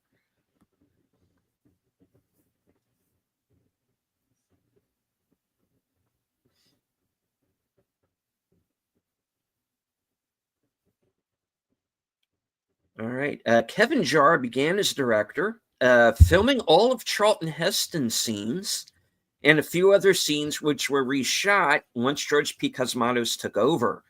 Cosmatos was given 2 additional cameras, a camera crane, known as a Chapman Lenny arm, a remote hothead, and additional crew in order to be successful. Kevin Jarre's original script for this movie was significantly longer than the final film. It was intended to be an epic detailing the lives of all of the combatant parties in the story. After Jarre was fired as director, George P. Cosmatos hired John Fasano to trim the script to focus primarily on the Earp family to make the already delayed shoot more manageable. Fasano received a co-author credit in early promotional materials, but his name was removed from the film's credits, probably due to Writers Guild arbitration. Instead, Fasano was given an associate producer credit. One thing that you can do when it comes to these movies is if there's like a screenwriter who's got like an associate producer credit or something, that's usually a pretty good sign they actually wrote the film. Yeah. That's something I've noticed. When the Earps first enter Tombstone, a grave marker in the cemetery says, "Here lies Lester Moore, 4 slugs from a 44, no less, no more." Yep. A real-life tombstone in Tombstone, Arizona, with that epitaph has been on display for at least 60 years. Lester Moore was a Wells Fargo agent murdered in NACO, I guess, NACO, Arizona in 1880 by Hank Dunston. Dunston also died in the fight and was buried in NACO. The excerpt from William Shakespeare's Henry V that is recited by Mr. Fabian is the same passage that Dutton Peabody speaks to himself while walking down the street in The Man Who Shot Liberty Valance. The expression, "I'm your huckleberry," spoken by Doc, means I'm the perfect man for the job. It could indeed be a reference to Mark Twain's Huckleberry Finn, then known as the sidekick of Tom Sawyer, before Huck got his own book. According to Val Kilmer, screenwriter Kevin Jarre insisted the actors wear real wool costumes in accordance with the time period. In the Birdcage Theater scene, Kilmer says a thermometer was set on the set read 134 degrees Fahrenheit, 56 degrees Celsius. Kilmer suggested jokingly that the reason Doc Holliday killed so many people, that it was the reason Doc Holliday killed so many people. It's just like he wore wool in the summer in the Arizona territory, and that made him mad. Yeah, that would be very, very hot. I know I've been here over 38 years. So. Many scenes and subplots cut from the film still did not make the expanded DVD version. One sequence was the Cowboys' bonfire rally and mourning scene, which takes place the night they buried the OK Corral dead. A brief shot can be seen in some of the trailers, including Curly Bill throwing a bottle of whiskey into the bonfire.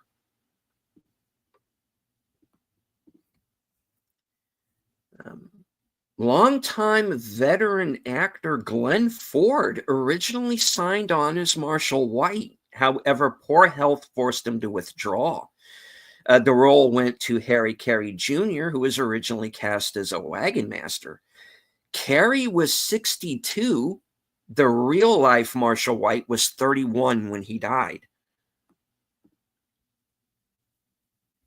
The line quoted by Doc at the end of the fight at the OK Corral is historically true, and it was reported in the Tombstone papers reporting the fight. When confronted by one of the cowboys at point-blank range, the cowboy reportedly said, "I got you now, Doc, you son of a bitch," to which Doc gleefully retorted, "You're a daisy if you do."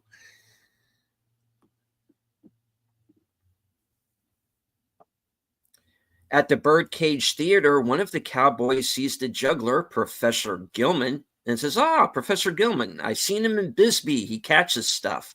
To which another cowboy stands up, pulls a gun, and says, "Hey, Professor, catch this," and shoots one of the Indian pins he's juggling. This is based on a true anecdote told in the Time Life book series, The Old West Gunfighters, profile of the OK Corral shootout. As in real life, the juggler raced off stage yelling, "My God, they're really shooting at us." Gillen was actually performing a show in which blanks could be fired at him, and he would spit slugs out of his mouth that he had already prepared when the cowboy made his catch this remark. Val Kilmer and Kurt Russell played Elvis Presley in different films around this time. Kilmer played the role of the mentor in True Romance, and Russell was the voice of Elvis in Forrest Gump. Russell also played the king in the television movie Elvis, as well as an Elvis impersonator in 3,000 Miles to Graceland,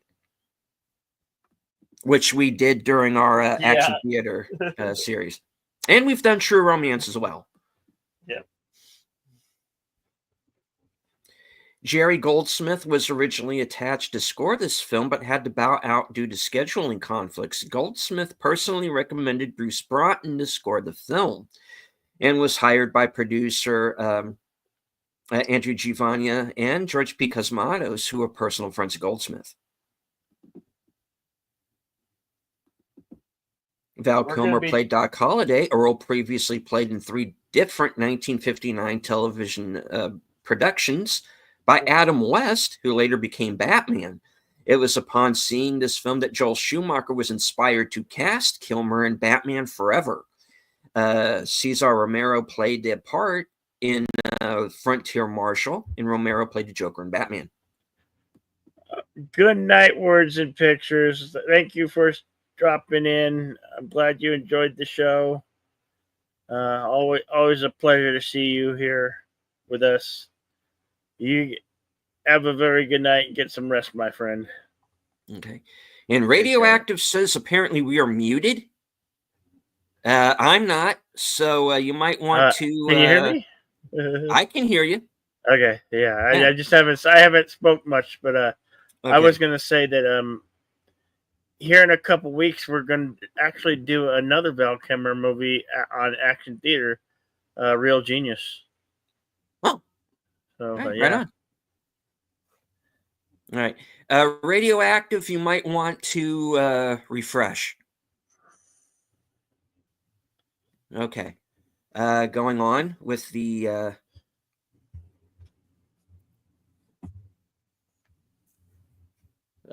trivia. When Wyatt is at the train station standing on the loading platform giving Ike Clanton his "You tell him I'm coming and hell's coming with me" speech, he's standing in front of a train car, number 5150, the California Welfare and Institutions Code for a person who poses a risk to themselves and or others. All right. And of course, good night, words and pictures. Yeah. All right. Hold on. Page jumped on me. Give me a moment. Oh no.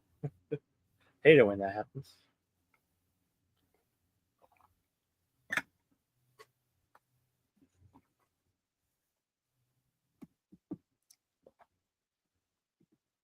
All right. Mickey Rourke turned down the role of Johnny Ringo. That would have been interesting. Yeah, I think that I think all the casting choice were just perfect. You know, hard to see anybody else in those roles. You know. In the movie, Curly Bill Brocious is not charged with the murder of Marshal Fred White, as there were no witnesses to the shooting. In real life, charges were not filed because prior to his death, Marshal White explained the shooting was an accident.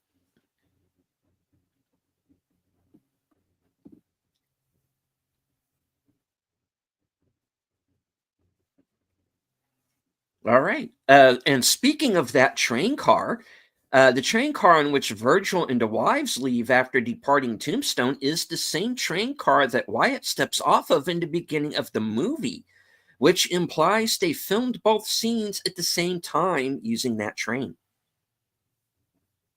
And the train said, "Where's Mark? 5150." 5150. Yep. All right. Just before the gunfight at the OK Corral sequence, Josie is fleetingly seen inside Fly's photographic studio posing for the now famous and authenticity disputed photograph Coloma. The almost nude lady in this photograph is not really Josephine Marcus in Tombstone, but seems to be an East Coast showgirl from 1913 and 1914, based on the copyright date on the photo itself. They were even copywriting photos back then. Yep. Val Kilmer practiced for a long time on his quick draw speed and gave his character a Southern aristocrat accent. The Southern accent is an authentic touch, as Holiday was a cousin several generations removed of Margaret Mitchell, author of Gone with the Wind. And hello to Daniel Berry Sports Highlights. Good to see you, sir. Hey, Daniel Berry.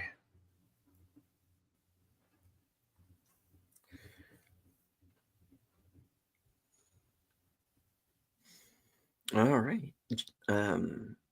Just prior to the OK Corral fight, Wyatt Earp is seen taking a Colt Peacemaker with an unusually long 10-inch barrel and an engraved plaque inlaid on the grip from a presentation case.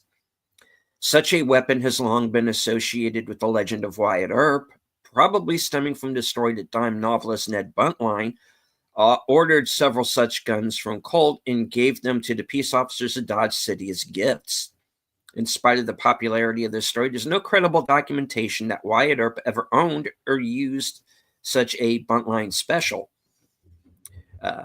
Most credible accounts agreed that on the day of the infamous shootout, Wyatt Earp was armed with a Smith & Wesson model 1869 break-top style revolver of the same type that Virgil Earp is seen using in the movie. Willem Dafoe was the original choice to play Doc Holliday, but Buena Vista refused to distribute the film if he was cast due to Dafoe's role in the controversial The Last Temptation of Christ.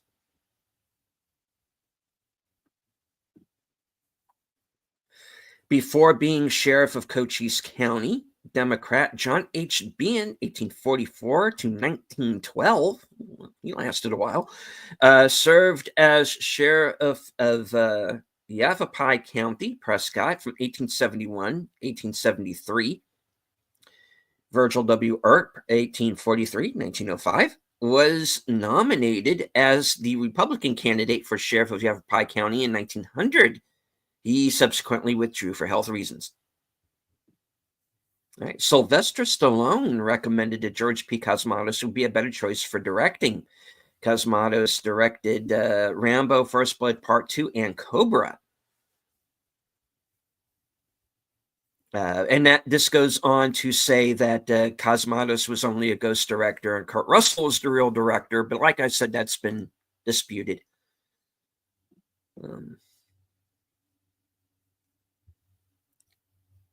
All right. Michael Biehn and Bill Paxton appeared in The Lords of Discipline, The Terminator, Aliens, and Navy SEALs.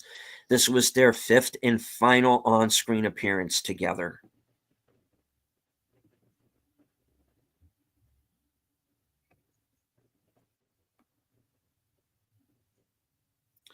The St. Crispin's Day speech recited by Billy Zane's character is from Henry V. St. Crispin's Day is on October 25th. That gunfight at the OK Corral took place October 26th, just a few hundred years apart. It was Val Kilmer's idea to whistle on the way to the OK Corral. 2 locations were used to make the town of Tombstone, Arizona look bigger. George P. Cosmatos claimed that Stephen Lang was drunk for most of filming. You watch this movie, I think it's pretty safe to say a few actors were drunk for most of filming. Let's see, either here nor there. George P. Cosmatos liked that in the script, the gunfight at the OK Corral wasn't the end of something, it was the beginning of something. Filming in Arizona was plagued with heat and scorpions. Oh, yes, those nasty bark scorpions are everywhere.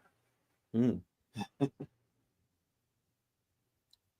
to mention the rattlesnakes. You get a lot of diamondback rattlesnakes. Mm-hmm. Although relatively unknown to casual Western fans, Jack Elam also portrayed Turkey Creek Jack Johnson in an episode of Rawhide called The Pitch Wagon.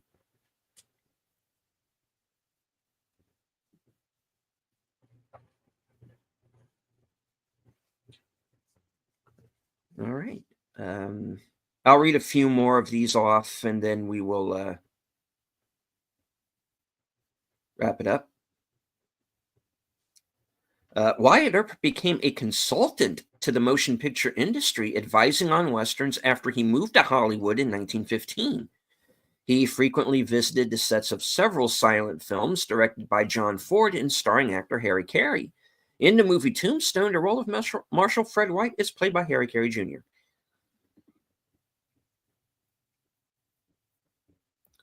Doc Holliday's wink to Billy Clanton just before the culmination of the OK Corral gunfight was completely improvised by Val Kilmer. In the case of life mirroring art, Morgan Earp was the first of the Earp brothers to die, and Bill Paxton, who played Morgan, died at the age of 61 in February of 2017. He was outlived by the actors who played his brothers, Kurt Russell and Sam Elliott. The ages of the actors were similar in age to the real-life Earps. Virgil was born in 1843, Wyatt in 1848, making him 5 years younger, and Morgan in 1851, 3 years younger. Elliott was born in 1944, Russell in 51, and Paxton in 1955.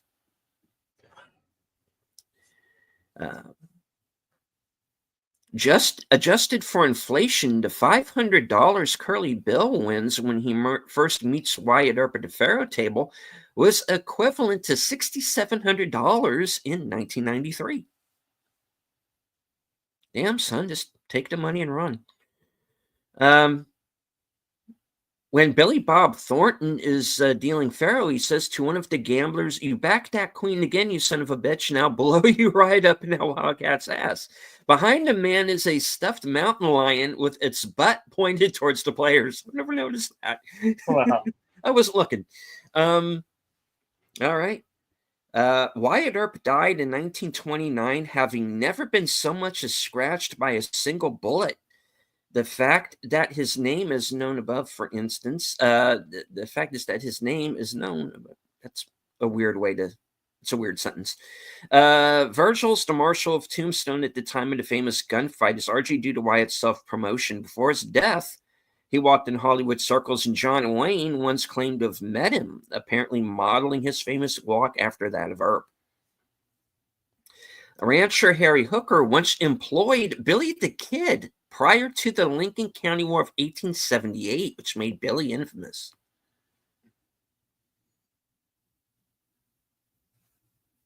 All right. In 1928, Billy Breckinridge published his memoirs of life in Tombstone. That's Jason Priestley's character. In memoirs of his life in Tombstone and the Old West, entitled "Hell Dorado: Bringing the Law to the Mesquite." Wyatt Earp was portrayed as a thief, pimp, crooked gambler, and murderer, contrary to the image Earp had built around himself. Earp loudly protested the book's contents until his death in 1929, and his wife continued afterward. Historical investigations have since proven Breckinridge's description of Earp to be accurate.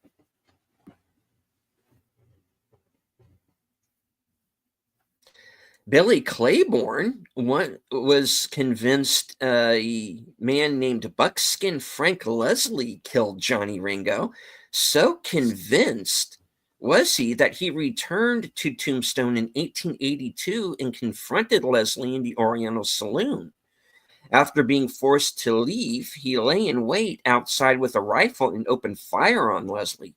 When he walked into the street but missed, wherein Leslie promptly fired his pistol and hit Claiborne in the chest. As he died, Claiborne's last words were reported to be, "Frank Leslie killed Johnny Ringo. I saw him do it."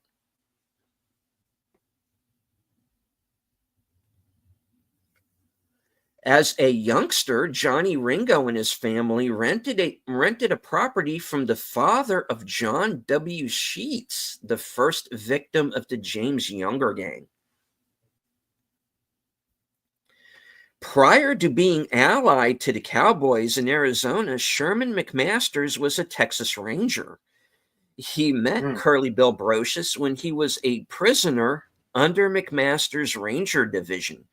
Curly Bill escaped from prison in 1877, allegedly with McMaster's help.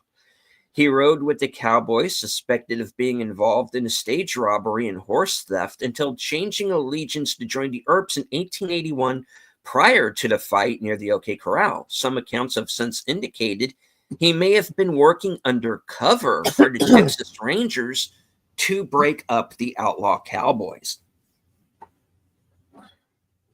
The participants of what became known as the gunfight, well, we know who that was. Moving on.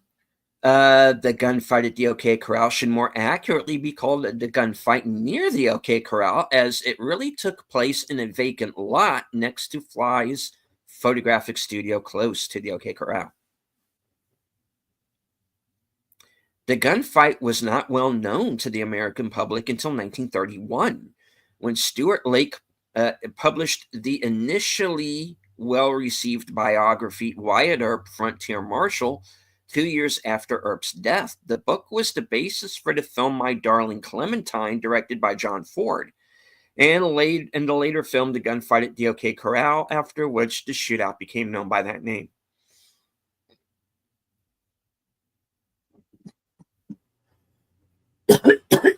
During the infamous gunfight. You okay there, Bill? Yeah. Okay. During the infamous gunfight, members of the two opposing parties were initially only about 6 feet apart, and about 30 shots were fired in under 30 seconds.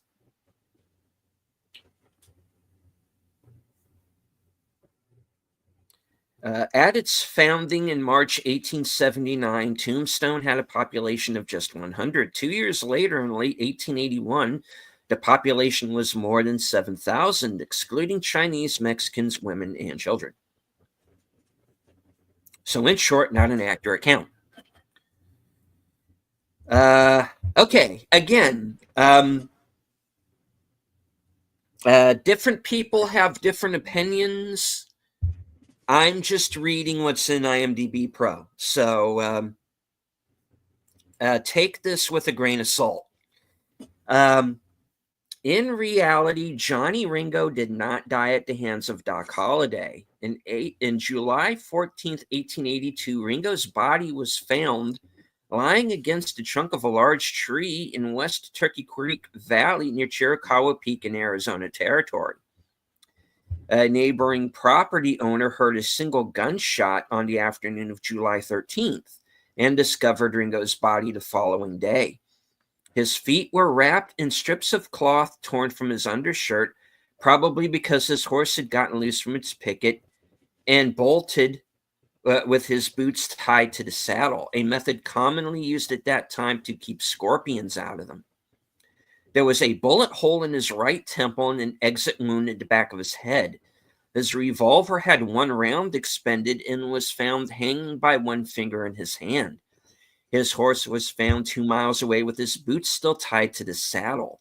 A coroner's inquest stated cause of death is unknown, but supposed by gunshot. His body is buried near the base of the tree where it was discovered.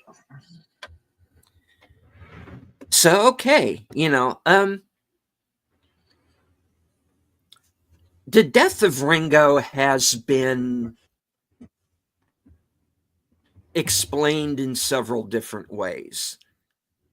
Example, you have Billy Claiborne claiming that this buckskin Frank Leslie character killed Ringo.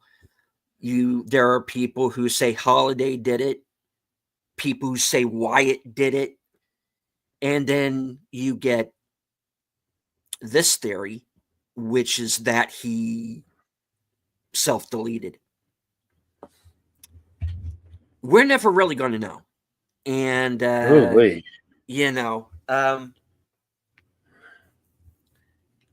this is a fun movie. I like it. I highly recommend it. I think it should have been nominated for multiple Oscars. I think it's that good. What's in it as far as historical accuracy? I leave that, up to you. I'm willing to believe that there are great parts of it that are fictionalized. We weren't there. We're not going to know. No. There are people to this day who claim that the Clanton gang and the Cowboys were the villains. There are people who say the Earps were the villains. We're never, they're all gone. It's not going to matter now. Everybody involved is deceased.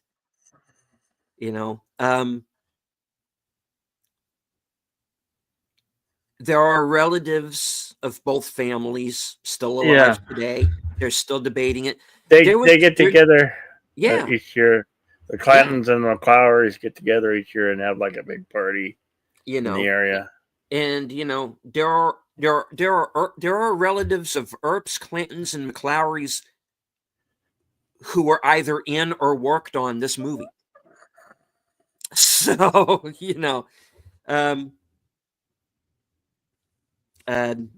take it as it is.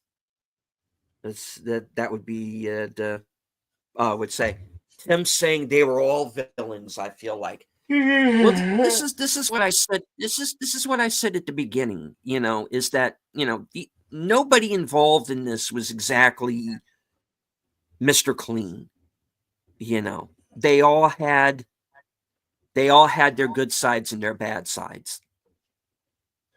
And in the end, they were human beings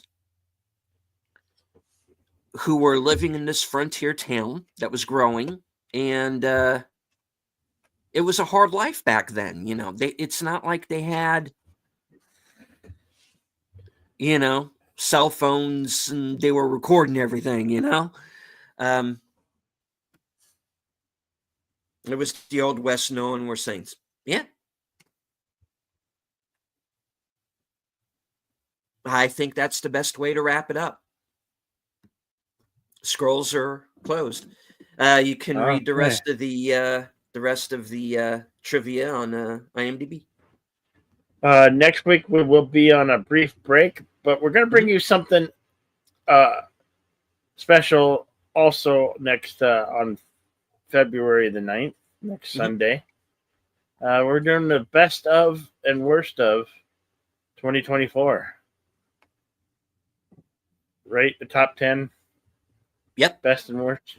We are going to be next week. I was working up to that. Saturday at 4 will be the worst of the movies 2024. Bill and myself hosting, as we did last year.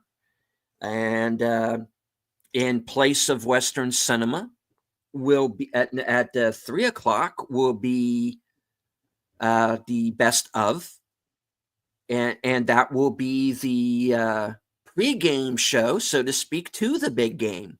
Yeah. Over on Bill's channel, as he will be, as he and I assume Admiral Teague and Padawannabe are going to be joining you for this as well. Yeah. Yep. Exactly. Right. For the is it or is it not going to be boycotted Super Bowl 59? Okay. So as someone who's not been paying attention this year, explain this boycott situation to me real quick. Well, okay. There's a lot of things that all sports are rigged, and that now that the NFL is in bed with all these betting companies and sports books, that they lean, and plus there's so many calls that go in the way of the Chiefs' favor. That could have really waged the outcome of some of these games.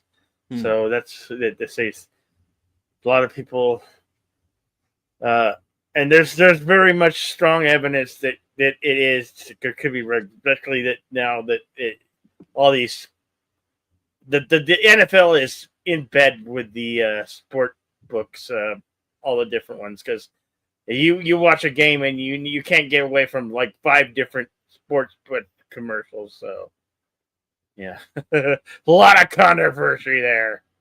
A lot of controversy. So nice. And a lot of fans are pissed, and there's an active boycott going on. They don't want it to become the lowest rated Super Bowl in history. They don't want to see the three-peat. The Eagles are a huge underdog, and the Kansas City's, they're definitely trying to get them their 3rd straight title. So, yeah. I'm going to do a whole show about is it or is it not rigged, and do outcome the ways. And I'm going to provide evidence. I'm going to do a show next Monday on that, or this coming Monday, I think. Yeah. Right on. All right. Yeah, like I said, next week is going to be on Saturday will be the best of at 4 p.m. And in place of this program, we will be doing the worst of. No, wait, strike that, reverse it. Saturday we're doing worst of. Sunday at this same time, 3 p.m. we're going to be doing the best of 2024. And then Bill's going to go straight into his Super Bowl coverage right after that. Yeah. Super Bowl's at 4:30. About 6:30 Eastern, I think. Oh yeah, we'll be Something done in like plenty that. of time. Yeah. And let's see. If you are watching on my channel, you will be taken straight to the link for my next program this evening, 8 p.m. Unscripted, episode 98, entitled The Great Divide. And it's going to be kind of a part 2 from last week. I promise I'm not going to be vitriolic. I'm not going to get angry, but I do see some things that are kind of have me concerned from both sides of the political aisle. So, watch and see how many channel members I lose this week. Oh no! with this show. I'll be getting into that, and I'm not going to go into it here. I'll go into it on the show, but that would be tonight.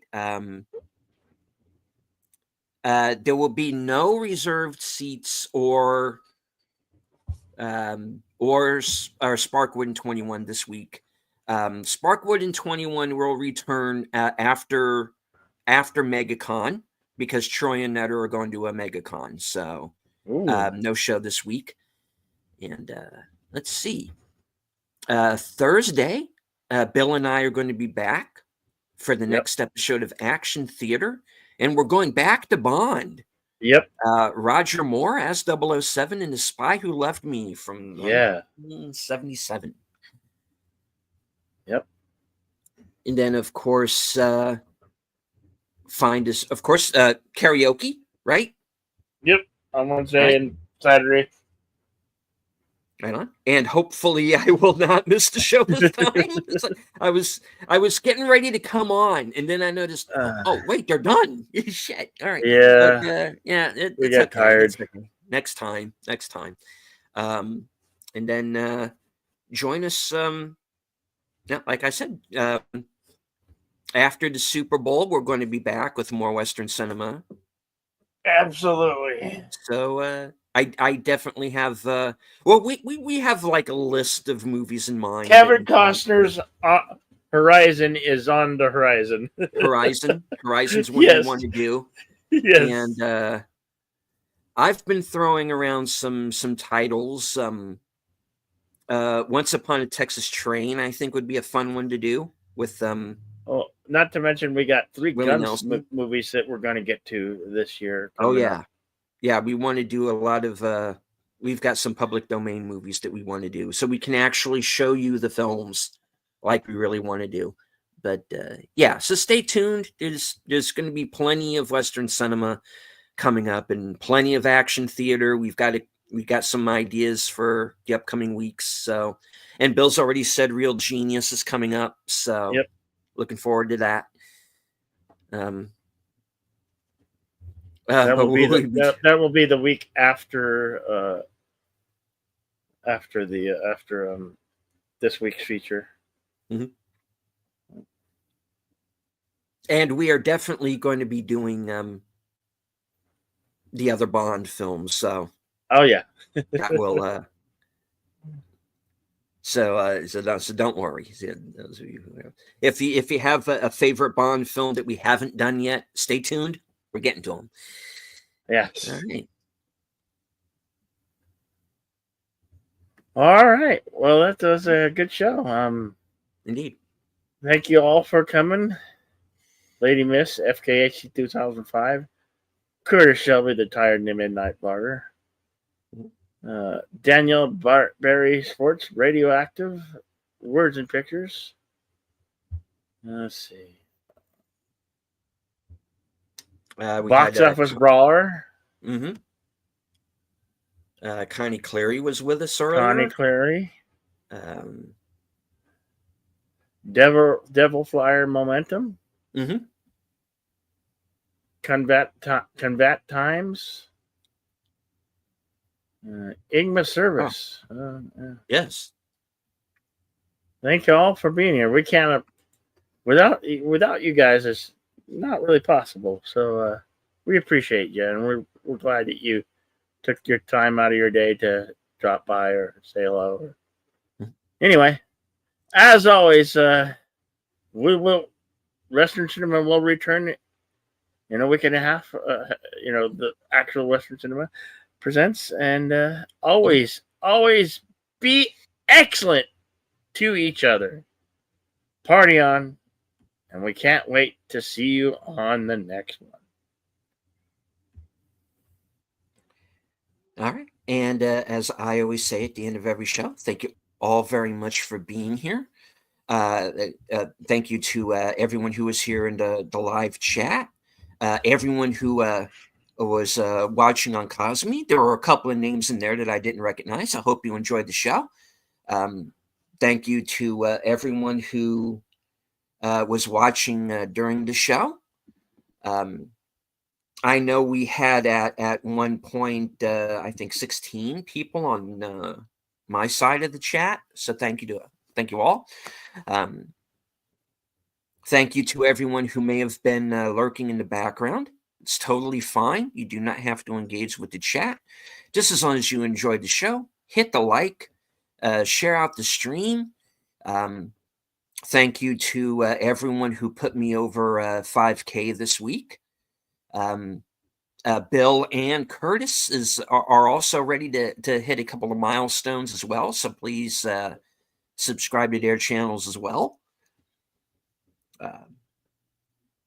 And of course, thank you to all of our channel members on both channels for absolutely for your support. I would like to thank Fletcher Williams for coming up with our background and thumbnail here that you see on the show. He did it kind of last minute, and so thank you very much to once again to Fletcher for helping us out with that. And from HQ and our second home office in Arizona, good night. Take care.